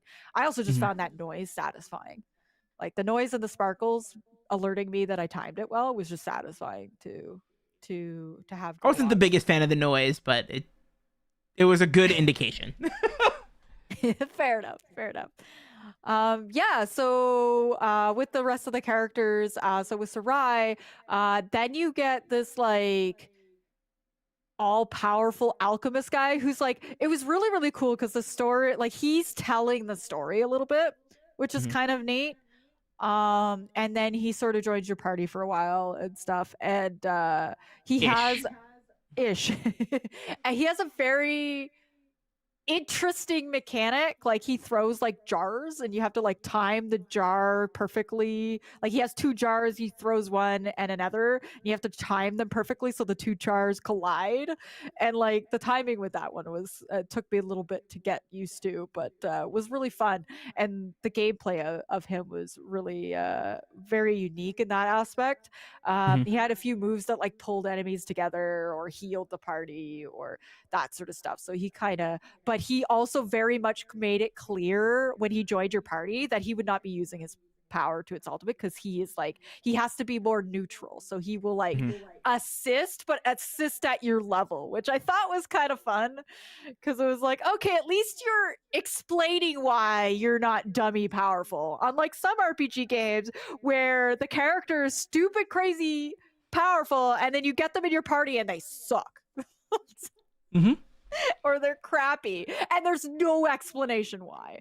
Whereas in this game they thought about it. They're like, okay, he's an all-powerful alchemist kind of character, we're gonna like add this in as an actual plot thing of being like, no, he has to still remain neutral, so he has to like lower his power to your level, which I was like, okay, I can respect that. That's why you're not stupid powerful anymore. Got it. So he was really cool. And then as you kind of go through the game, your last character, your My last boy, character, we got a whole time zone. he had a whole time zone, and he was one of the most unique characters for an RPG party I've seen. He was made of glass.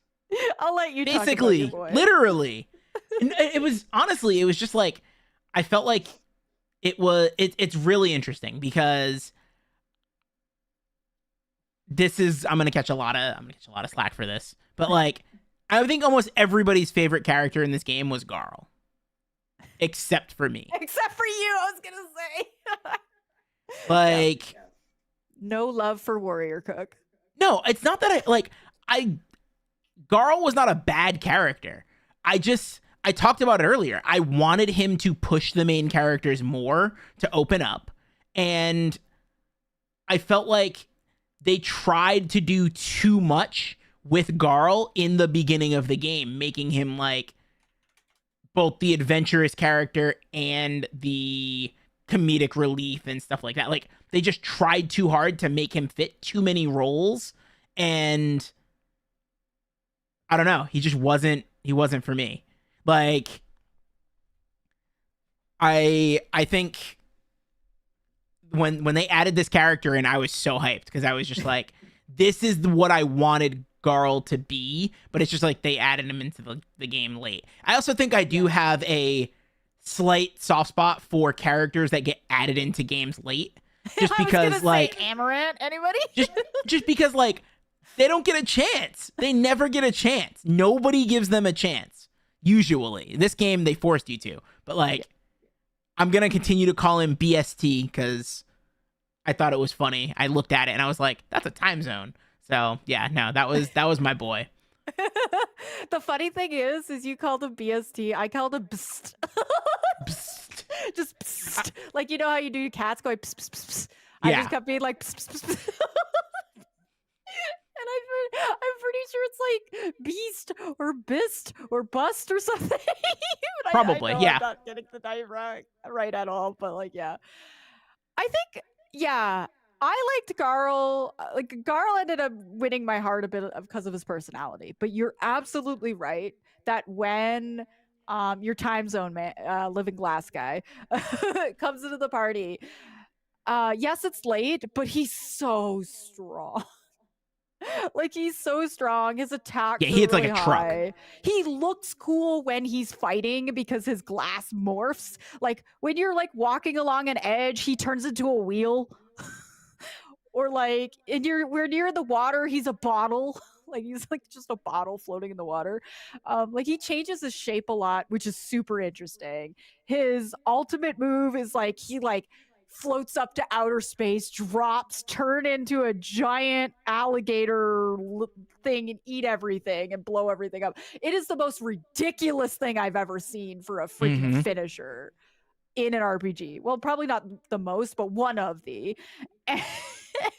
And like, he's just so entertaining to keep having in the party because I was like, look at him. And I kept pointing to Eno and being like, look, he's a different shape. And Eno just kept laughing at me. He's like, okay, I get it. But it was always like funny to me. It was always like, oh, I love this. I want to see what shape he'll be next. Because he's literally like molded glass with like this like ghosty pink with cutesy eyes in the center, big thing, glass robot thing, like, and he just changes his shape and stuff like that. So I thought, honestly, for him coming in late, he was still one of the most interesting characters of the game. Oh yeah. And that's kind of what I meant by like the personality thing. Like all of those characters had personality. It hurts. It hurts. I think they could have done a little bit more.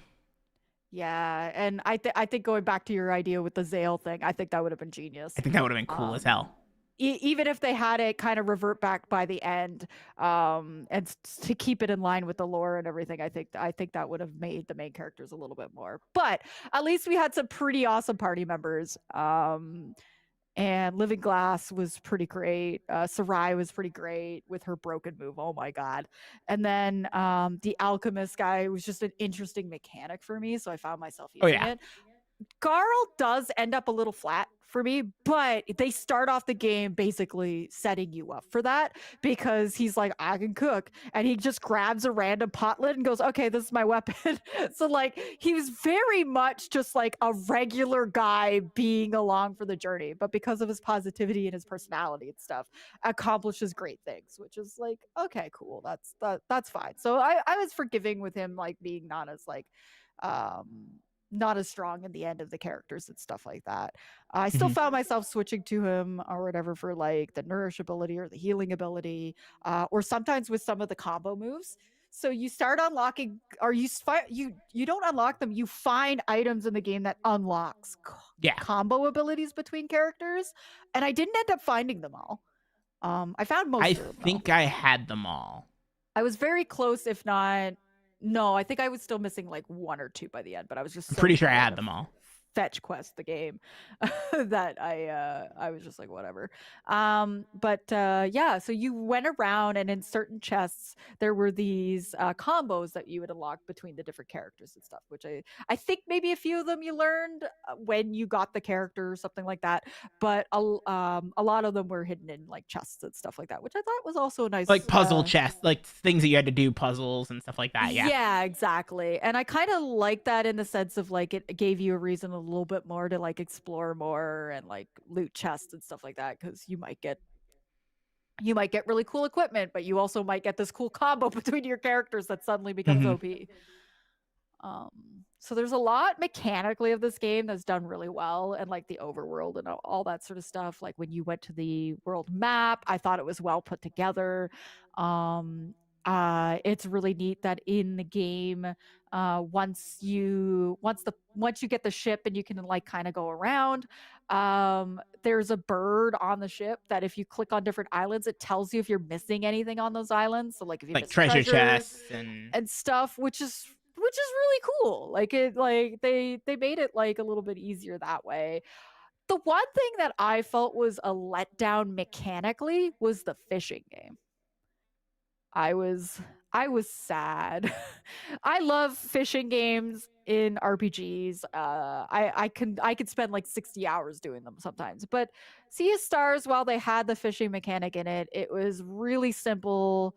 It really didn't mean anything, as opposed to a couple instances of the game where you needed to do it.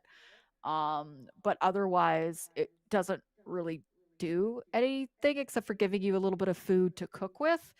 So it just didn't feel necessary, and the mechanics weren't intriguing enough for me to like want to sit there for hours and fish.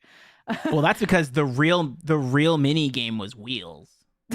Yes, so I wanted to talk about the bad one first so that you could talk about I spent so much time playing wheels. It was so good. Like, oh my goodness. It's just like, describe wheels to us, KJ. Yeah, you just a mini game that most people preferred. It's a combination of like I don't know, you get so on each side you get like a couple of different pieces. You get 2 pieces that you can choose, and your objective is to attack your opponent directly and like do like 10 points of damage or whatever. And so you basically are like playing Yahtzee, but with with like slots, and you're stopping them and then leveling up your characters and like leveling up a wall for you. Like there's a bunch of different things you're leveling up and stuff, and then once you level stuff up to a certain point, you're attacking, and it's just, you have to play it, honestly. It's one of those games where like it's hard to really explain. Like, I was trying to explain it to somebody fairly recently, and I was like, I can't really explain this. You just got to play it.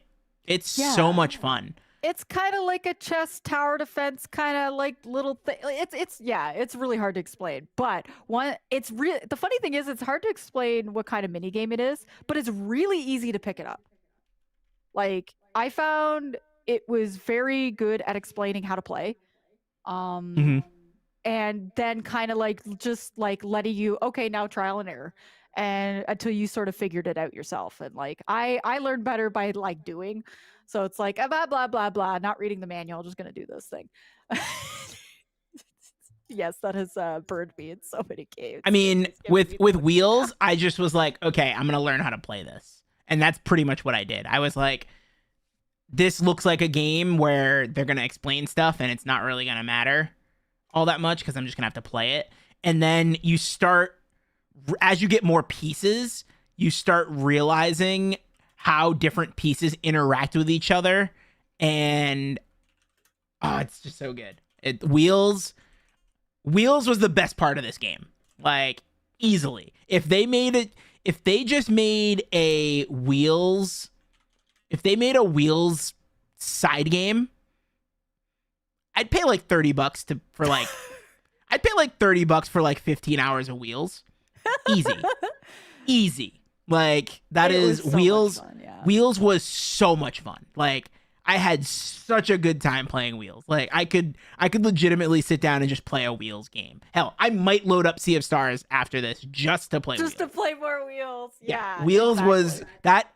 I don't know if I've had more fun with a mini game.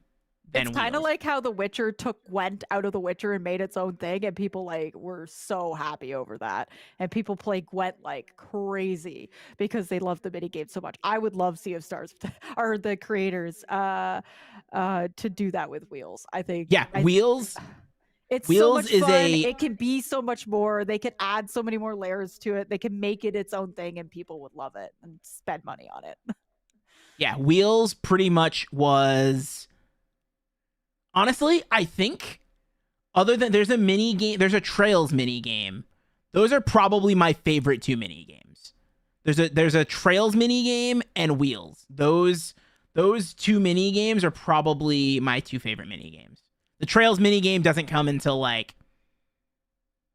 Cold Steel 3, but yeah. Oh, all right. Well, rip. Yeah, no, you've got a long way to you've got a long way to wait. But yeah, Wheels was a freaking blast. Like, and every time I found a new area, it was like, all right, I don't care what's going on in the story. Who's trying to play some Wheels? Like, where is the Wheels table? Where's the inn? That's probably where the Wheels table is. That's where I'm going. Like, easy. Like, that was one of the first things on from a completionist. Like, I didn't 100% the game or anything crazy like that, but from a completionist standpoint, I went to get all the Wheels trophies first. Nice. Yeah. And because I wanted to get all the pieces too. Wheels in like pretty much every town. Yeah. Every main town had Wheels. Yeah. There was a few other areas that you could unlock later or whatever by doing different things that you can unlock more Wheels to play until you finally do like the ultimate match or whatever. I was gonna say, one of the things they were like, if you get everything, you can play the Wheels Grandmaster. And I'm like, oh, that's going to be me. I'm going to be the Wheels Grandmaster. You know what they should do at PAX East is like the creators of Sea of Stars should go to PAX East and just have a table where you could play like Wheels in real life against people. That would be so cool. Think about it. Like, because they could just 3D print the little different characters you could be. You could set it up. Like, it'd be very easy to, like, just 3D print a lot of the components of it. And then just literally play Wheels. Yeah. Think about it. I would just sit there at PAX East. I would not leave the Wheels table. Wheels would be so much fun. That would be. But yeah, it's just a fun sort of mechanic. It was one of the more fun mini games I've played in a really long time. It's up there for Gwent. I play Witcher 3. I'm notorious of never beating the game because don't forget Star Ocean. I get into Gwent and then it's like a card game in the game, and I get super addicted to it, and then I just don't beat the game. I don't play the game. Like I said, don't forget Star Ocean. And Star Ocean, yes, we did that for the podcast last year. It was last year we did Star Ocean, right? No, the 2022. year before, 2022. Yeah. And so we did Star Ocean and the Divine Force, and there was a mini game in there. KJ wasn't too fussed about this one, but I liked it because it's kind of like a chess sort of thing. But the big thing is they gave you pawns of characters from different Star Ocean games, and I just suddenly was like, I need all the pawns from every game, and I just like got stupid addicted to this mini game to collect all the pawns, and I ended up being very close, if not got them all. And that was how KJ was with Wheels with Sea of Stars. He Oh just yeah, like no, went ham, and he's like, I'm Wheels was doing so wheel. good. The funny thing is I was like, yeah, I'm at this point, and KJ's like, I'm doing Wheels. Like every time I talked to him about the game, he was doing something with Wheels. I definitely played some games of Wheels that just extra. Like it was like, oh yeah, I already beat this person in Wheels. Well, screw it, we're playing again. Like, oh my goodness, Wheels was so good. I think they'd be so great if they did like they made Wheels its own thing and did like a multiplayer aspect where you could go against other people.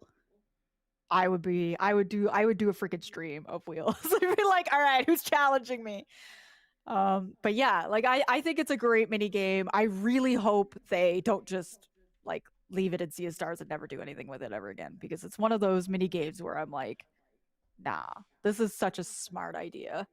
I like you could pick like different pawns. Like one was like a little mage and like a little soldier, and a little archer and a little thief, and like it's just, and then they did different abilities to attack like the other person, and like it's just so neat, but it's so hard to explain. So it's like, guys, just play Sea of Stars for Wheels. You'll understand. You'll understand. Pretty much, yeah.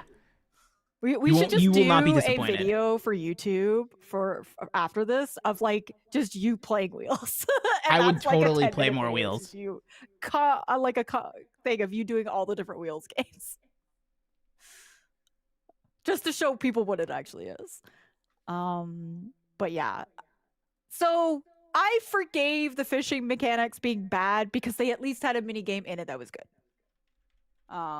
It was unfortunate the fishing kind of got like thrown to a side, but I see that they put a lot of focus into the Wheels minigame aspect of things. Yeah, I mean, they definitely put more time into Wheels than they did the fishing minigame.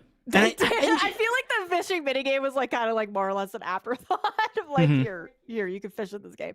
But yeah, so I'm glad that we still got like a pretty good mini game in the end, and like one that's like I've not seen a game do quite like that before. That's why it's so hard to explain. Yeah. Okay, so should we jump into like, I guess it's always tough because we want to talk about more of the story, but we also don't want to spoil too much. And I think it's really such a hard time to get a balance of it, right? Yeah, I think there's what we probably should do, because we've already alluded to one of the spoilers earlier. We might want to stay away from that one. Okay. I think we should talk about, because one of the most controversial things about this game is the ending versus the true ending, right? Yes. So I think we might want to talk about that, and in turn, that's going to inherently that's going to inherently spoil something big that does happen. Mm-hmm. So we are going to jump into some pretty big spoilers for Sea of Stars. If you do plan on playing and want to avoid spoilers, please do so, because us talking about this is going to, in turn, spoil part of the true ending. Yes. So probably spoil both of the endings a little bit. It might also spoil a little bit of what happens about halfway through the game and stuff like that. So this is spoiler time. If you haven't played through this game, or you plan on playing through this game, maybe right click mute the tab for now, and we'll say in the chat when we're done. We'll type in the chat when we're done talking about spoilers, so that you can jump back in. We'll type it we'll type it in the chat when we're done talking about spoilers, so you can tune back in. So first bit that I want to talk about before we get to diving into the endings, because I think that's where both of us are going to kind of go ham a little bit on our opinions. But one thing I want to say is that I should have expected this with the name Sea of Stars, because Star Ocean did this to me too. But halfway through the game, there's like a world shift. And I actually really like how they did this world shift in Sea of Stars, to the point of making it easy to go back and forth when you've missed something or need to do something or whatever purpose, where the game sends you back or forth and back and forth or whatever. I did actually really like that portion of it, and I feel like um it kind of, the atmosphere, everything of the second world is so dang depressing and bleak, from the music to the art style aesthetic to all the NPCs' conversations in that world, to like the more you learn about the characters from that world Mm-hmm. and dive into it, is so bleak. And this is what I wanted to comment on with the music. So I said earlier in the podcast about the music having similar songs repeated, but then done in a way that was clever. This is where they did it. They repeated some of the music from the first world, but they made it sound bleak, sad, or more mechanical sounding, with like mechanical kind of noises and beats and stuff like that, to make it sound more cyborgy sort of thing, because that's kind of what the other world features a lot of. And I Mm-hmm. thought that was incredibly clever, because it pulled me right back in again into the world. So it made me really connected. The music, even though it was some of the same tracks from the other world, they did a really good job of like integrating it and making you feel like you were, there in the other one, but still connected into the Sea of Stars universe sort of thing. So Yeah, they it did was that so well. I was really impressed with that.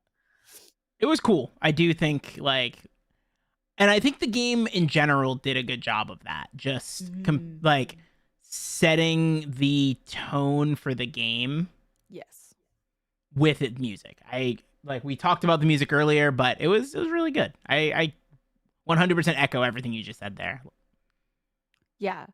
Yeah, and they do a great job with setting up the story. They do a great job at pacing and all that sort of stuff. And then when you finally figure out who a character is in your party, and then it switches to that other world, I was like, this is depressing. But like in the sense of like, not that the game was bad, just that I was like, this world is so sad. This is so awful. Like, I can't believe it was like the worst case scenario happened. And like, See that actually worse than the worst case scenario. And you're so, making me feel like such a bad person. I was just like, ooh, I want to learn more. I had zero. He's like, let's I'm go like, in. give me more lore. Dying post-apocalyptic world. Let's give me lore. Yeah. Yes, like I was like feeling so many emotions in this game. It was wild. And I was this just is one of the cruising. aspects in it. And so yeah, on the topic of emotions, that is a very good segue. So the spoiler that we were talking about. So about halfway through the game, the fan favorite character dies, gets killed off. So I cried. I bawled my eyes out. I was full-fledged tears. I will admit it. I know KJ wasn't, but I was. I was just like, damn, they did him like that? That's crazy. Especially because at the very beginning of the game, he like jumps in the way when they're little kids and gets like his eye taken out. Yeah. But they already did him dirty. Like, they foreshadowed. Took his eye away. And then they're like halfway through the game, they're like, yeah, we're taking it all now. And I was like, no. But okay, so that is a common. Really see it coming. I didn't. This is one of the first times in a long time well, not true. Their character deaths usually catch me by surprise, but like this got me. This actually got me in the feels because of the way they built up Gar throughout the game as being like kind of like the level of positivity, and everything. I saw a little bit of myself in him, and then suddenly they took him away and killed him off, and I was falling and I hated it and I was mad, and it was so hard to keep playing the game. I almost quit the game at that point. I was so upset over this character like dying. I almost stopped playing the game, and I admitted that into the talking to some of our community members who were also playing the game. I like straight up admitted like this is really hard to push through, and everybody kept encouraging me, being like, no, keep going, like, and I was like, nah. I was just so upset. I had to put the game down and be done with it for a few days and come back to it. Yeah. And see, for me, it was just like, I'm okay with minor character or like support character death or something like that, especially if it pushes the gameplay of like, or the progression of the other characters, right? So character dies, it's like, oh, okay.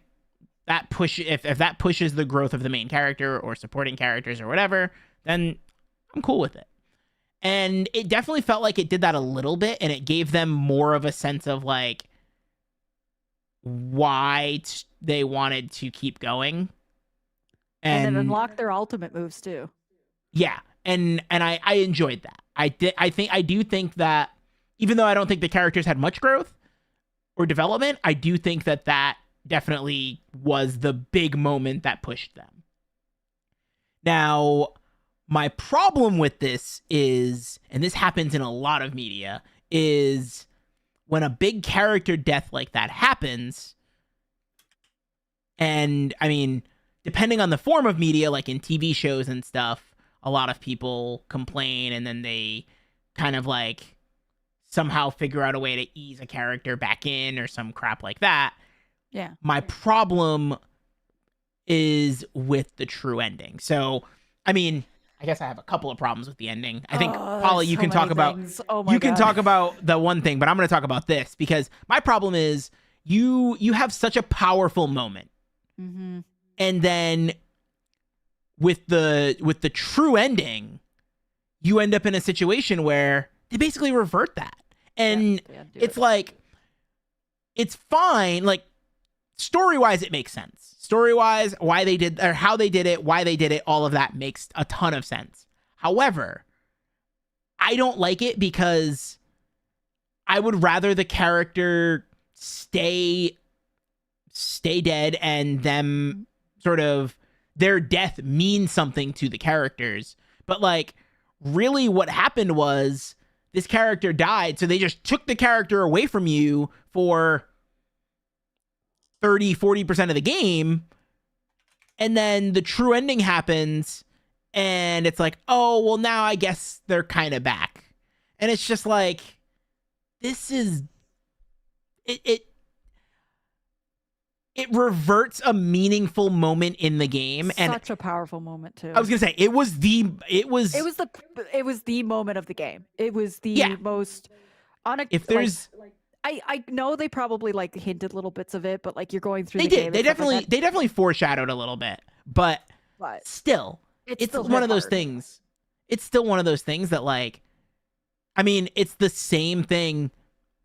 Final Fantasy VII spoilers coming for anybody that hasn't heard talking them. About this. It's the same thing as all of the conversations with Final Fantasy VII Remake, where people are like, oh, people don't think that the iconic character that dies in that game originally is gonna die in Remake. And if that happens, immediately, like, I'm not gonna play the rest of Final Fantasy VII Remake because I have my issues for that with how they've set everything up, but I will still respect the game as a good game. I acknowledge that.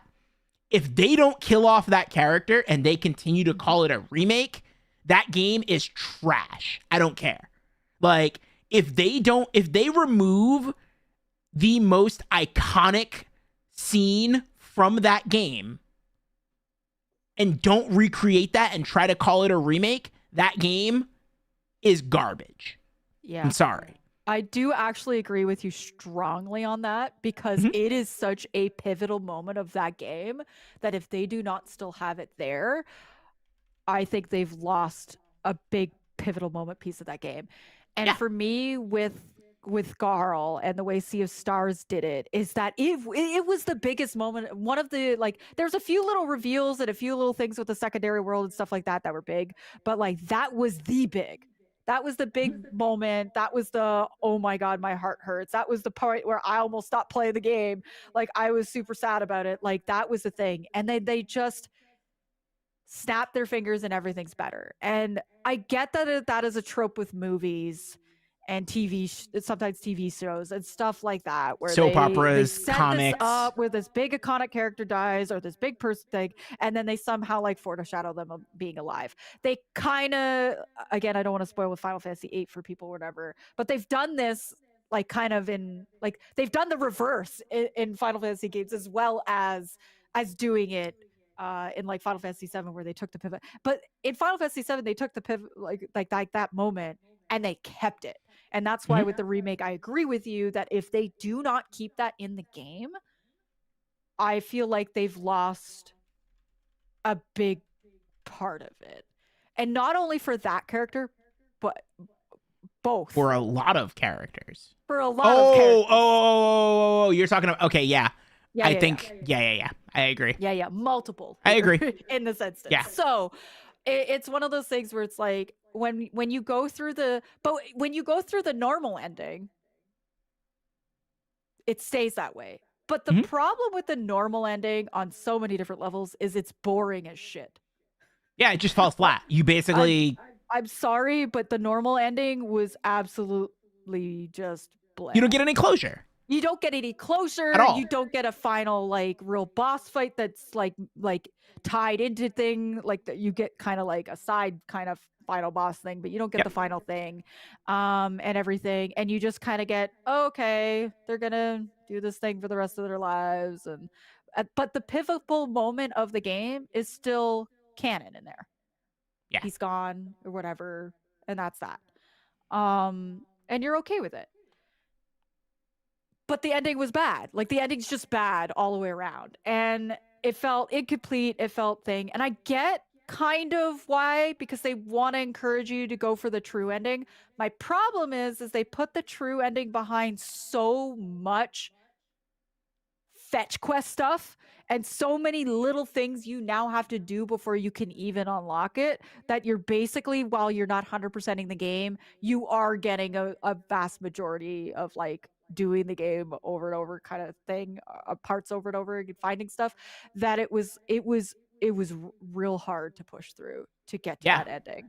And then, I will say at the very least, some of the fetch questy stuff, they added like the parrot that you were talking about earlier, so like quality of life. So that's at least good.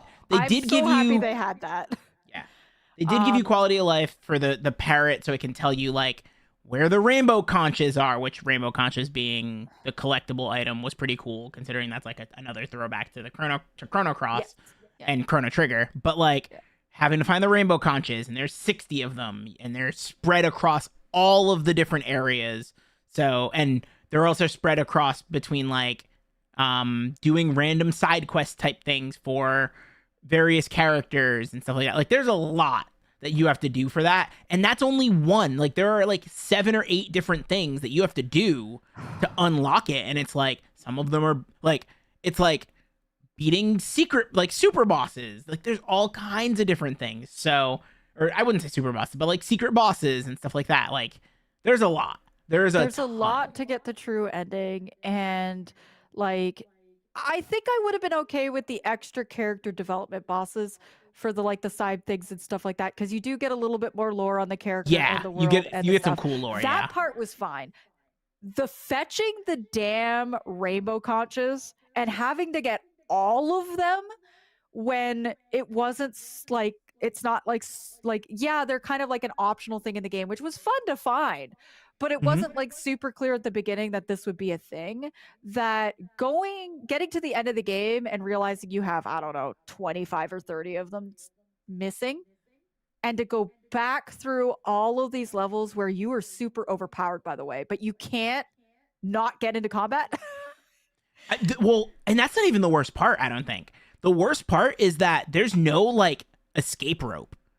There's no escape rope. You just have to backtrack. When you find the item, you can't just like teleport out of that area. You have to go all the way back through to get back out, which was infuriating when you're making this true ending put behind where you have to find these hidden items, 60 of them, by the way, all over the game and all over the like the different maps and the different worlds, give me a way to get the hell out of that dungeon when I found the last one in that area. Please. Mm-hmm. Like, give me a way to warp out, give me an escape rope, give me a thing so that I don't have to go through all those enemies trying to dodge them and not fight them because they're stupid weak, and then go through these maps over and over and over again. And then when you think you got everything and then realizing with the parrot, oh no, there's still actually one there. So you have to go all the way back in and then all the way through, because you can't get out and figure out if there's still one there. That was also a frustration because I couldn't I think, can you talk to the parrot? Not for, you have to be on the boat. Yeah, so you have to be on the boat in order to talk to the parrot to give the hint. So you could be in the level thinking you got all the rainbow conches, like the rainbow shells, and then get out and the bird's telling you now there's still one there. Yeah, so I was lucky in the sense that like I found like 40 of them before the final dungeon. Yeah, I only had like 30. But oh, sorry, you don't have to be on the boat. But oh no, you don't even have to be on still, the boat. Okay. like you still have to get out of the area that you're in. So what I did was I just pulled up a guide and then I would check to see what areas I needed them. And then I would just look at every single one. I would go to every spot that I needed one. So I was able to basically just knock off full areas. And the nice thing is, once you complete an area, there's like a silver star next to the area showing you that there's no more things in that area. So that was at least nice. But in general, I think that whole situation, how they handled that was just rough. I think the idea of it is cool. That silver star also counted for just regular chests too. Mm-hmm. Not just the conches, which I feel like if they would have given us the thing, but they gave the parrot. Like if you go through the parrot and the parrot doesn't say there's any more rainbow thing there, then you know you've moved on.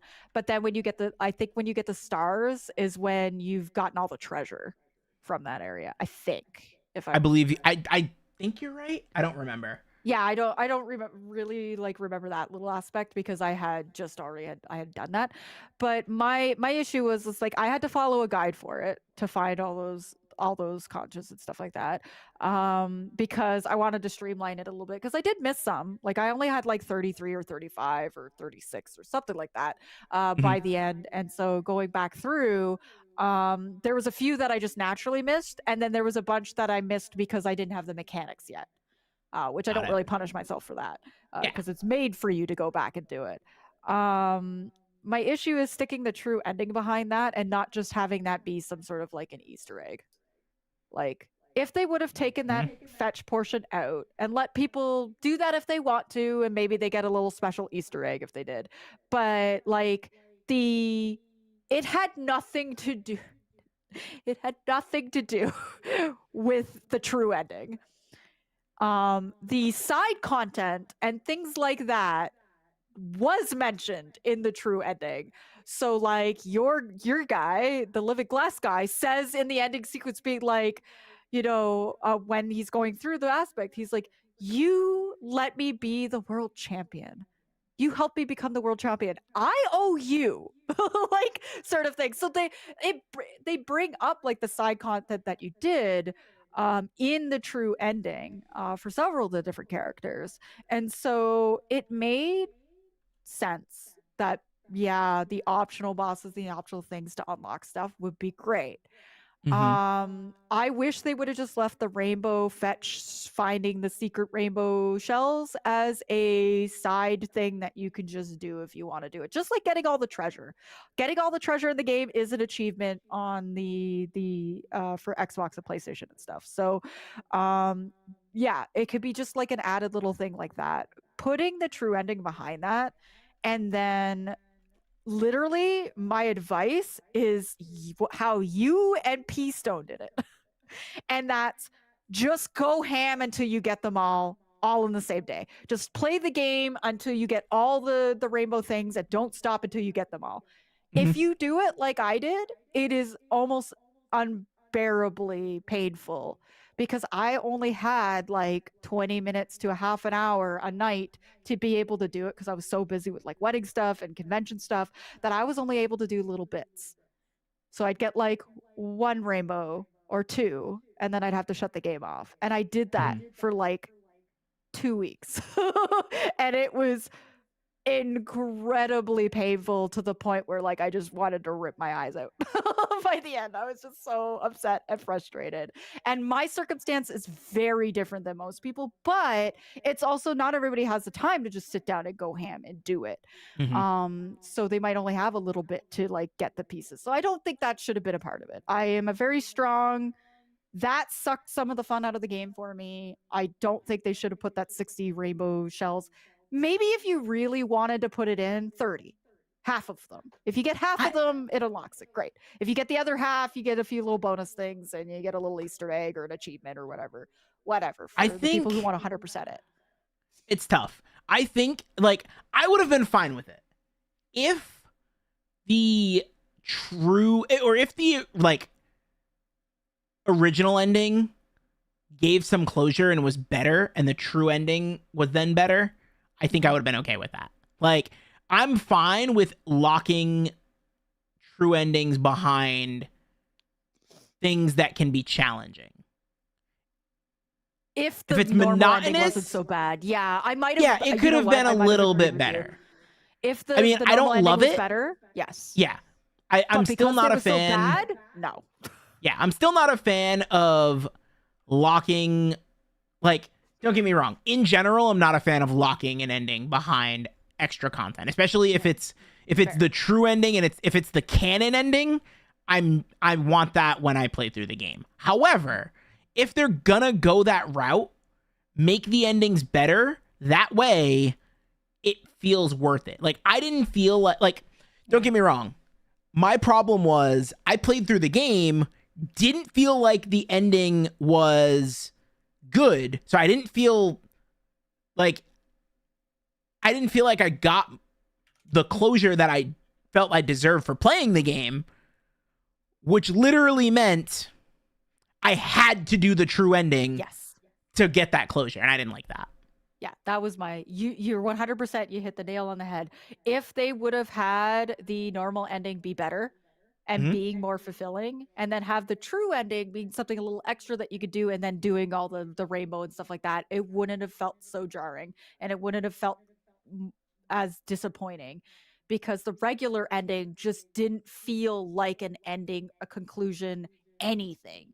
It just was slapped there for you. And I feel like they really missed the mark on that one. And I'm kind of disappointed. And then when it was set up that, oh, there's a true ending that will be a better ending, they then stuck it behind all of that additional content. That, yes, I think that's what made it bad. If they would have Mhm. just had kind of like Final Fantasy X-2 does it this way. Final Fantasy X-2, you can get I think there's 3 endings. 2 of them you could get just through your playthrough. You could get a third one if you 100% it, but the third one isn't as important to the storyline or the plot line. You still get an ending conclusion through Final Fantasy X-2 just by regular playing the game. It's an extra thing to do all the stuff to get. That would have been fine if they did that with Sea of Stars as well.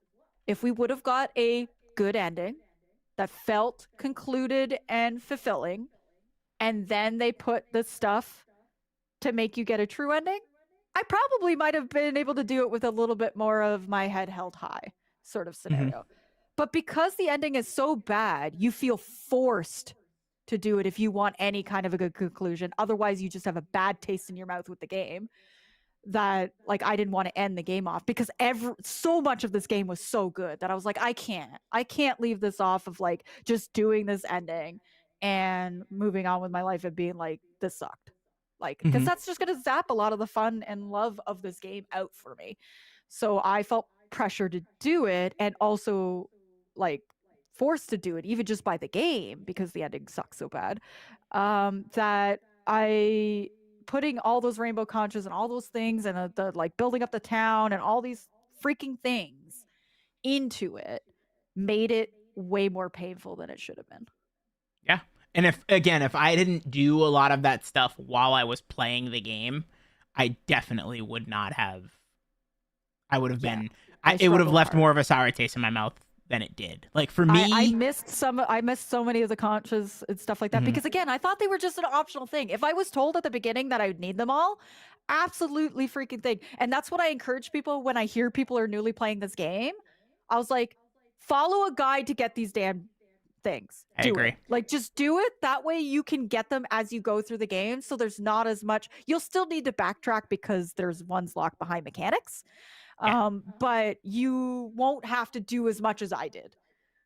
Because again, I thought it was an optional thing, and I didn't think I was going to be so disappointed by the ending that I would feel so hard pushed to do it, just to get a, a, a better scenario to leave it off on, and be stuck with it. So it was really, really difficult. And it wasn't just that. Like, you had to do, you had to build up the town and find people to be in the town and all these stuff. And then even when I was following the guide, all the guides online show you how to get a rainbow shell, rainbow conch, specifically a certain way in the port of Brisk before Story mid-game events. scenario happens and it changes location. Yep. And Yeah, I got hung up on that infuriated too. me. I ran around for almost 2 hours in that town trying to figure it out because it was the last stupid one I needed. And I could not. And I got so dang frustrated. I stumbled across it by accident. I just like, I was like wandering around and pushing against things, and then suddenly I went into the side room and there it was. And I was furious because all the guides online do not show it afterwards. I followed like IGN, I followed like, I think IGN, I followed a few other different ones. I looked at them, they got to that component and they all showed it before the town got destroyed. I got the same thing. Shout out to Meech for showing me where that was. Meech saved your ass on that. And then when I told him the thing, he's like, "Oh yeah, KJ needed my help for that," and I just had figured it out. So like, I just like pushed against the thing and I figured it out. But I was about ready to just like be done with the game fully and be like, "Fuck it, I'll just spoil the true ending online or something." I was so mad. It was like 2 hours because they like, I get that the guides did it because you could get it so early on. I get it. It's something I missed early on in the game. But like, goodness gracious, one of the guides, please just have what happens when it's the afterwards. It's like, oh my god. So like, I just kind of stumbled across it. I was very, very lucky. So I think we've dragged the ending sequence enough. Yes. So let's talk about the true ending a little bit. Oh, I thought we were. Oh, are we gonna be done? I thought we were just gonna wrap up on wrap up so the that true part. ending does give you more substance, but it does, like we said earlier, undo a pivotal part of the game, which I think we both agree that we both didn't like that. Yeah. But it gave you a little bit more, and it actually felt concluded now. Yeah, I agree. Feel concluded by the end of the true ending. So we did finally get the conclusion ending of it, even though I don't really super agree with them changing such a crucial, pivotal point of the game. Same. As much as I loved and adored the character, this is coming from somebody who cried when they died. I didn't like the whole happy ending, they're back, blah blah blah sort of portion of it. And I get it. They kind of set it up, and it was kind of genius a little bit the way they set it up and how it all went down and yada yada. And your guy coming in at the end, saving the big day, like, you know, of course he's the true hero. And that sort of stuff was great, but like, anyway. Yeah. So I guess with all of that, we'll leave playing the game to the listeners. Like, we want to make sure that y'all play the game. Okay. I'm gonna know say that you're gonna spoilers, right? Yeah. Know that you're gonna want the conches and you're gonna and whatnot. But yeah. So I'm curious, where do you stand on this game after all of that? Oh, I had quite a roller coaster with this game. It sounds like it. Personal circumstances and stuff like that did not help. Personal life stuff that was going on did not help. So I tried, when I was really thinking about how I was going to rate this game, I tried to put all of that aside because that would have hindered any game I was playing. It would have. Playing games for only like a half an hour to maybe an hour at most a night was brutal, and not even be able to just sit there and play games for like 3 or 4 hours, especially for RPGs, was really, really hard. And I didn't like it. 10 out of 10 would never do that again. So I want to put that aside. I want to put that aside. That like the getting the rainbow shells at the end and stuff like that was painful, but it was also extra painful because of circumstances. So that aside though, this game up until the ending was pretty well a 9.5 for me. It lost a little points with the main characters. Wow. And stuff, but it was pretty high up there. It was probably close to a 9. 9-ish. Okay. I'd probably say more like a 9 rather than my 9.5, because I want to give 9.5s and 10s to like damn close to perfect or perfect games. So I think probably generously around a 9. Because the music was great, the gameplay was great. It lost a little bit of the main characters, but the story was good. The other characters were good. Like there's so many things. The mini game wheels was fantastic. Like there's so many aspects, but that ending is hard to recommend people play this without telling them a few little spoiler things advance by saying, Wow. make sure you're getting a bunch of things and stuff, because you kind of need the ending. You need the true ending. And to go back and try to do it all if you haven't been getting some stuff is really hard to tell somebody, because in good faith they're gonna be pushed to do the true ending, and it was rough. So if you're the type of person who can just binge for like, and have the time, sorry, not the type of person, but have the time. The big thing is the time. Yeah, 4, 5, 6 hours to wait when you beat the game and you're like, no, what? And you're going to be pushed to do the true ending, that you could just sink that time into getting it. I think it would have been a lot better experience for me personally. And I encourage that. Or if you're first playing the game and you might not have that time when you get to the end of the game, following a guide to get those rainbow conches as you go will help big time for when you get to the end of the game and you'll just feel pushed to do the true ending. Or it's 2024, YouTube that shit. Or yeah, fair. That's the real answer. And just YouTube the ending. That's the real answer. You beat the game. Don't get the true end. The game, it still counts as you beating the game. You could YouTube the ending and save yourself Polly's like 2-week pain. Please don't do this to yourself. Yeah. But I don't want to like ding it too. It's so hard, because for me, when I'm playing an RPG, there's so much of it, but the ending I want to be good. You got to stand your ground here. You've the suspense. The suspense is killing me. Like Suikoden 2 slipped for me a bit in points because of the ending. Because even the true ending, I was there's like 4 endings of Suikoden 2. You can pick your poison. You can pick your poison. Okay, no. The Suikoden. Okay. Not as bad as I that's mean to see a stars. It's not as bad as the Suikoden 2, what they did to me with the true ending. Anyway, I don't want to go into spoilers for that. So I'm gonna say I'm gonna give it an 8.5. It loses points for me with the taking the pivotal portion away for the main ending. And then the push for the regular ending to be so bland. Like they could have given me something. They could have given you something more in that regular ending. I think that knocks points for that. I'm gonna say 8.5 for me. Yeah, 8.5 is characters and everything else of it. That's where I was throughout the entire game. Like I don't know. I had problems going through the game. I had problems. It was fun.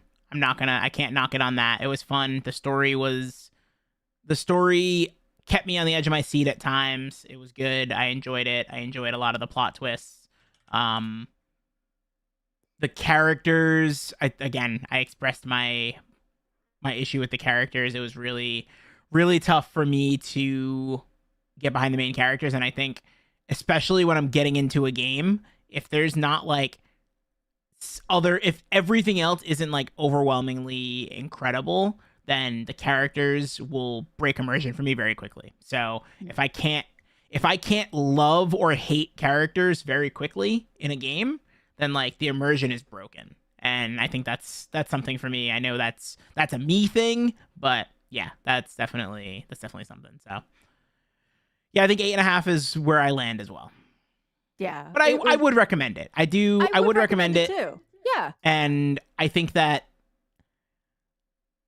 I guess it just depends on what your general mindset is. Because like when I was going through, because I was enjoying it, I was like, okay, I'm gonna look for these things. I'm gonna collect all these things. I'm gonna talk to everybody.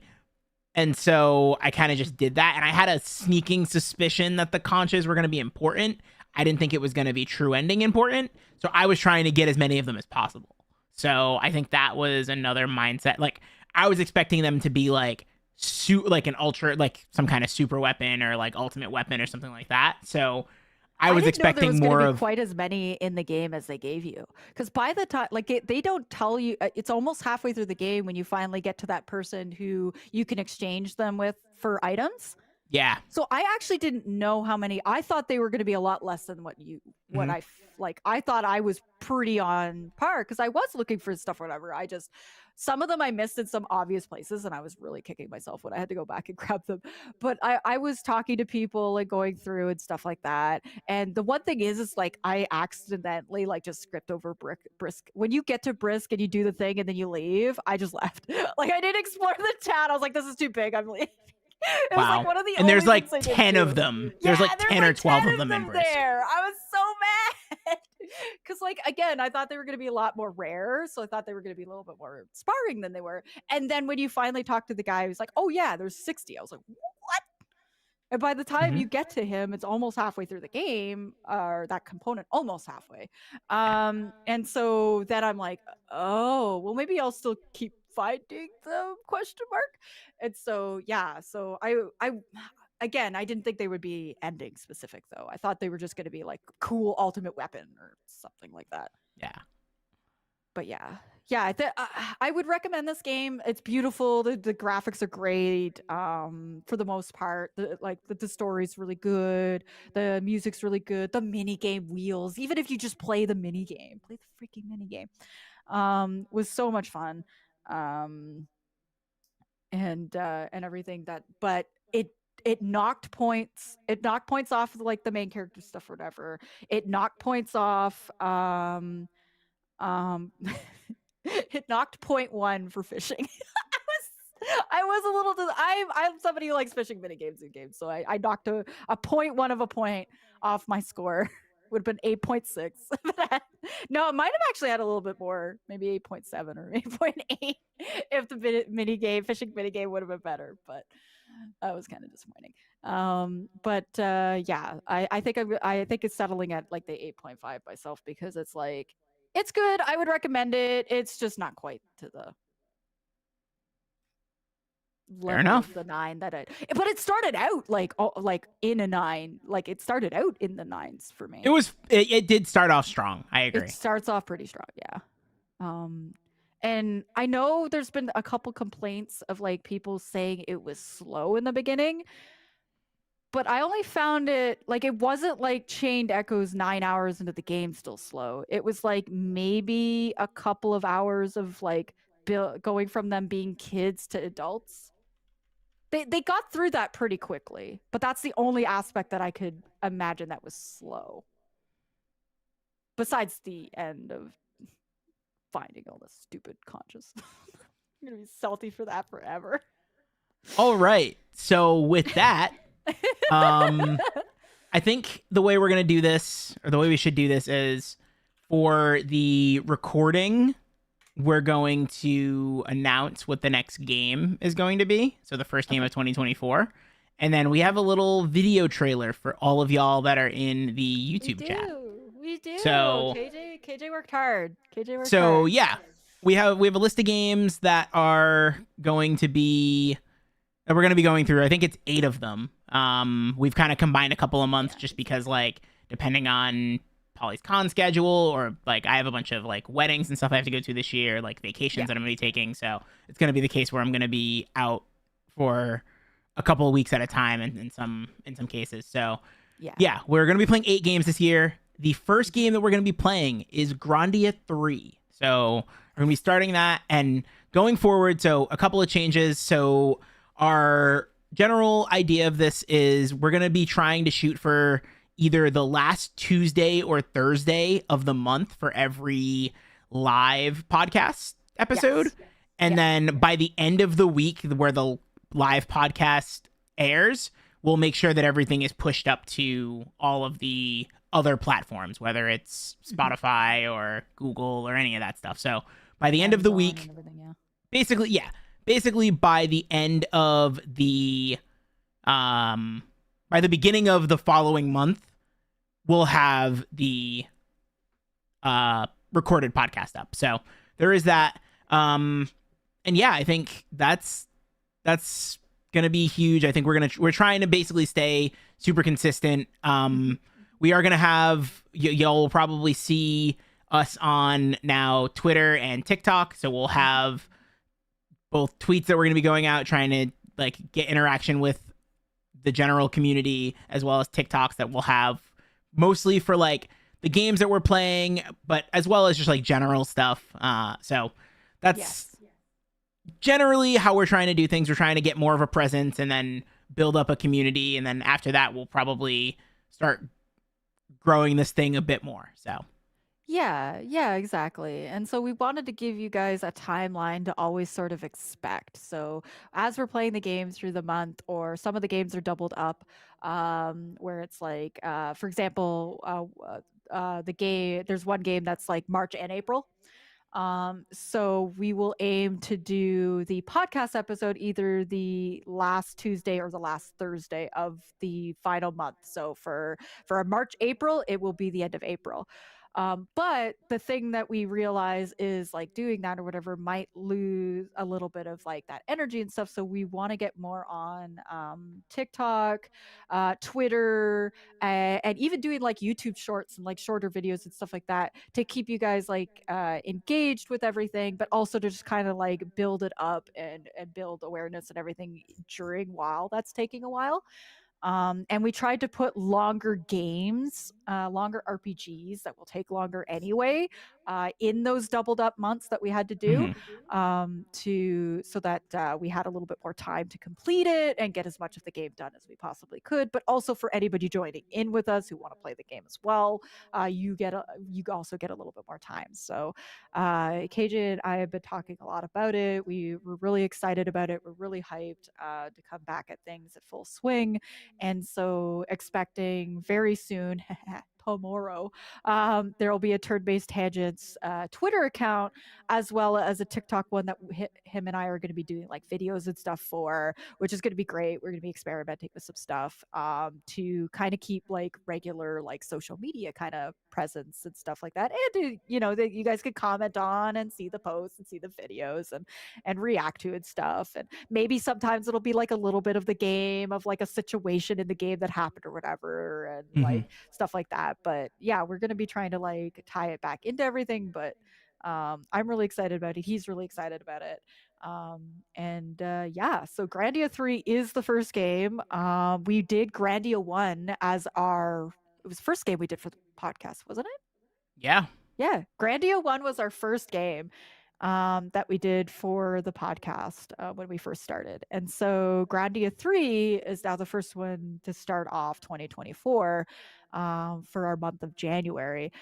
It is a game that I've played about 8 hours of it and put it down, and I can't remember for the life of me why. And this is back in Polly's high school, college years, where I tried a little bit of an RPG, put it down, and got too busy or whatever. KJ's never played it at all. Um, and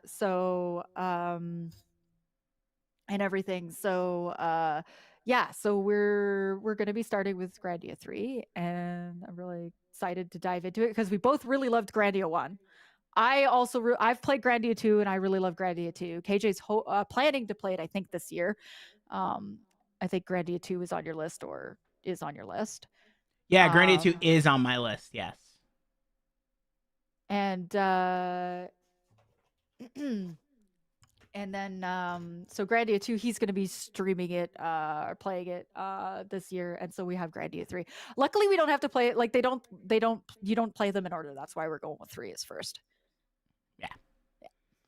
So it'll But be yeah, so great. Yeah. Are we? I think we're good, right? Yeah, let's show Okay. that trailer. You worked so hard on it. Yeah, so we'll wrap up here. So Yes. do that. Okay, so the recording is paused. All right, everybody. I hope y'all can hear this. That is my thing. So I'm gonna kick this off and enjoy. Sweet.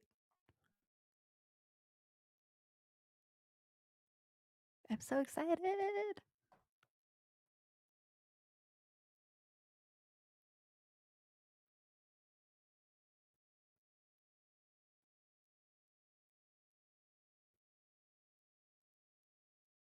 Can somebody confirm you can hear it? Let me unmute. Hang on. I don't think I can hear it. One sec. Okay, I think we're just gonna have to maybe. I think we're gonna have to just deal Did you with the guys fact. hear the video at all? Did you guys hear it at all? Because I don't think so. Lambo said no sound. Okay, yeah, we're gonna have to. We might get DMCA'd for this, but YOLO. just cut this portion out of the live feed.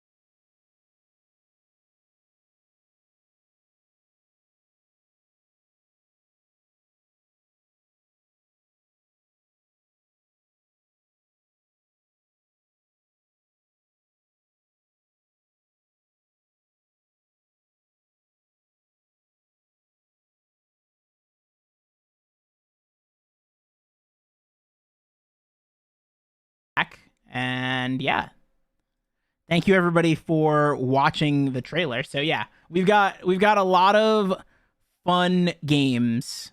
Oh my god, I was coming still up. behind. Oh no! Was I still like 20 seconds behind? Oh no, yeah, my phone's behind as well. Yeah, there is a Breath of Fire 4. Yes, so Breath of Fire 4. Honestly, Breath of Fire 4 is like one of the best looking games I think I've ever seen. Funny enough. And yeah, so I'm gonna be posting that video in the Discord. I assume you'll post it in your Discord as well, Polly, Yes, and then yeah, we'll also definitely make sure we like this might get taken down because DMCA. But cross our yeah, we'll fingers, make maybe sure they it's won't care about certain music anymore because it's an older fingers anime. crossed. But yeah, we'll make sure that it's on the Twitter as well. So yeah, the QR code is there just so that like we can like if you want access to our link tree or anything like that, because we do have all of the like we have the link tree that links out to the YouTube as well as all the different podcast platforms. And we'll also have the Twitter and the TikTok on there as well. So yeah, we'll have that. Twitter should go live tomorrow. Tomorrow, you'll see us following a lot of y'all. True. But we'll be doing the Twitter and the TikTok ones there, and then they'll be added to the link. But with the QR code that KJ made, it's just a nice, easy scan for you to find all the information of where we are and everything. So, yeah, that's. I'm super hyped. That was great. You did a great job on that video. Thank you. As soon as I heard the music, I was like, of course. I was just so I was talking to P-Stone about it, and I was just like, I don't know what I want to do for the music. Like, how did you figure it out? And then it just came to me. So I was like, okay, word. That's what I'm gonna do. So yeah, and it turned out really good. I like the whole like AMV sort of scenario of it showing you. So that's our lineup for the year. Those are all the games that we're going to be playing and going through. Feel free to any of the games that you're interested in, join in with us or join in when we do the reviews and stuff. I think I'm most excited for out of the list is Unicorn Overlord. That kind of just hit us by surprise of like being developed and stuff, and we both were like, yes, we want to play this, so we threw that on the list. But I also have heard nothing but great things about The Last Story. I've always wanted to play it. I have it. I ended up finding it at a retro store recently, and so that was really hype. KJ already has it, I believe, and so yeah, I do. Okay, yeah. And so I think those two like stand out for me, but also just going through Breath of Fire 2 because I'm just like I've played all the Breath of Fire games and I've beaten them all now except for 2. 2 is the only one I haven't. So it's like I just want to add this to the trophy that I've completed all the Breath of Fire games. I have a sneaking suspicion I am going to be very critical of some of the games, and I'm gonna love other ones. I feel like it'll there's be gonna really be interesting which ones. I'm hoping one of these games in this list like just kind of like completely catches us by surprise. That'd be real fun. But they're all games that we haven't played before, or I've played. KJ hasn't played any of them before, and then I've played a little bit of Grandia 3 and a little bit of Star Ocean: The Last Hope, but not enough for. I have sadly played Golden Sun Dark Dawn to some extent. Right. Shoot, I forgot that you did play that for a little bit. Sadly, I have played that game to some extent. But yeah, you know. Hey, I'm just being honest. I mean, that's fair, yeah. If y'all are still hanging out with us, feel free to click there's like a little thumbs up like button under the video. Click that. That helps with our YouTube and stuff like that. And feel free to like interact with the things. We're super excited, and it's gonna be really, really fun. And we're excited to have you all join with us. Yeah, so I think that's just about it. So keep an eye out. I think the date for the last Tuesday in January is the 30th. So keep an eye out. We'll make more announcements and things, but the 30th should be the next podcast unless something, there's some no kind of emergency comes up. because it ends up being February 1st. So yeah, Yeah. it'll be the 30th, which is the Yep. Tuesday night at the same time that this started at. So it'll be Yeah, so 8 p.m. Probably 8, more leaning on the 8, Mhm. 8 o'clock or whatever we're trying to aim for to be the same time to be consistent. Yeah. But yeah, it always feels weird not rating out YouTube. Why are you like this? But yeah, thank you everybody that came through. This has been awesome. We had a good time. And thanks for everybody who hung out and chatted and came kind of in and out. We appreciate you guys greatly, especially because we had a pretty big break there. Not intended break, by the way, not at all. But life happens sometimes. But we really appreciate it. There was quite a few of you that came out and we're super excited for it. So we both really greatly appreciate it, and we're excited to like grow this from here. And we like going on tangents, so something like that.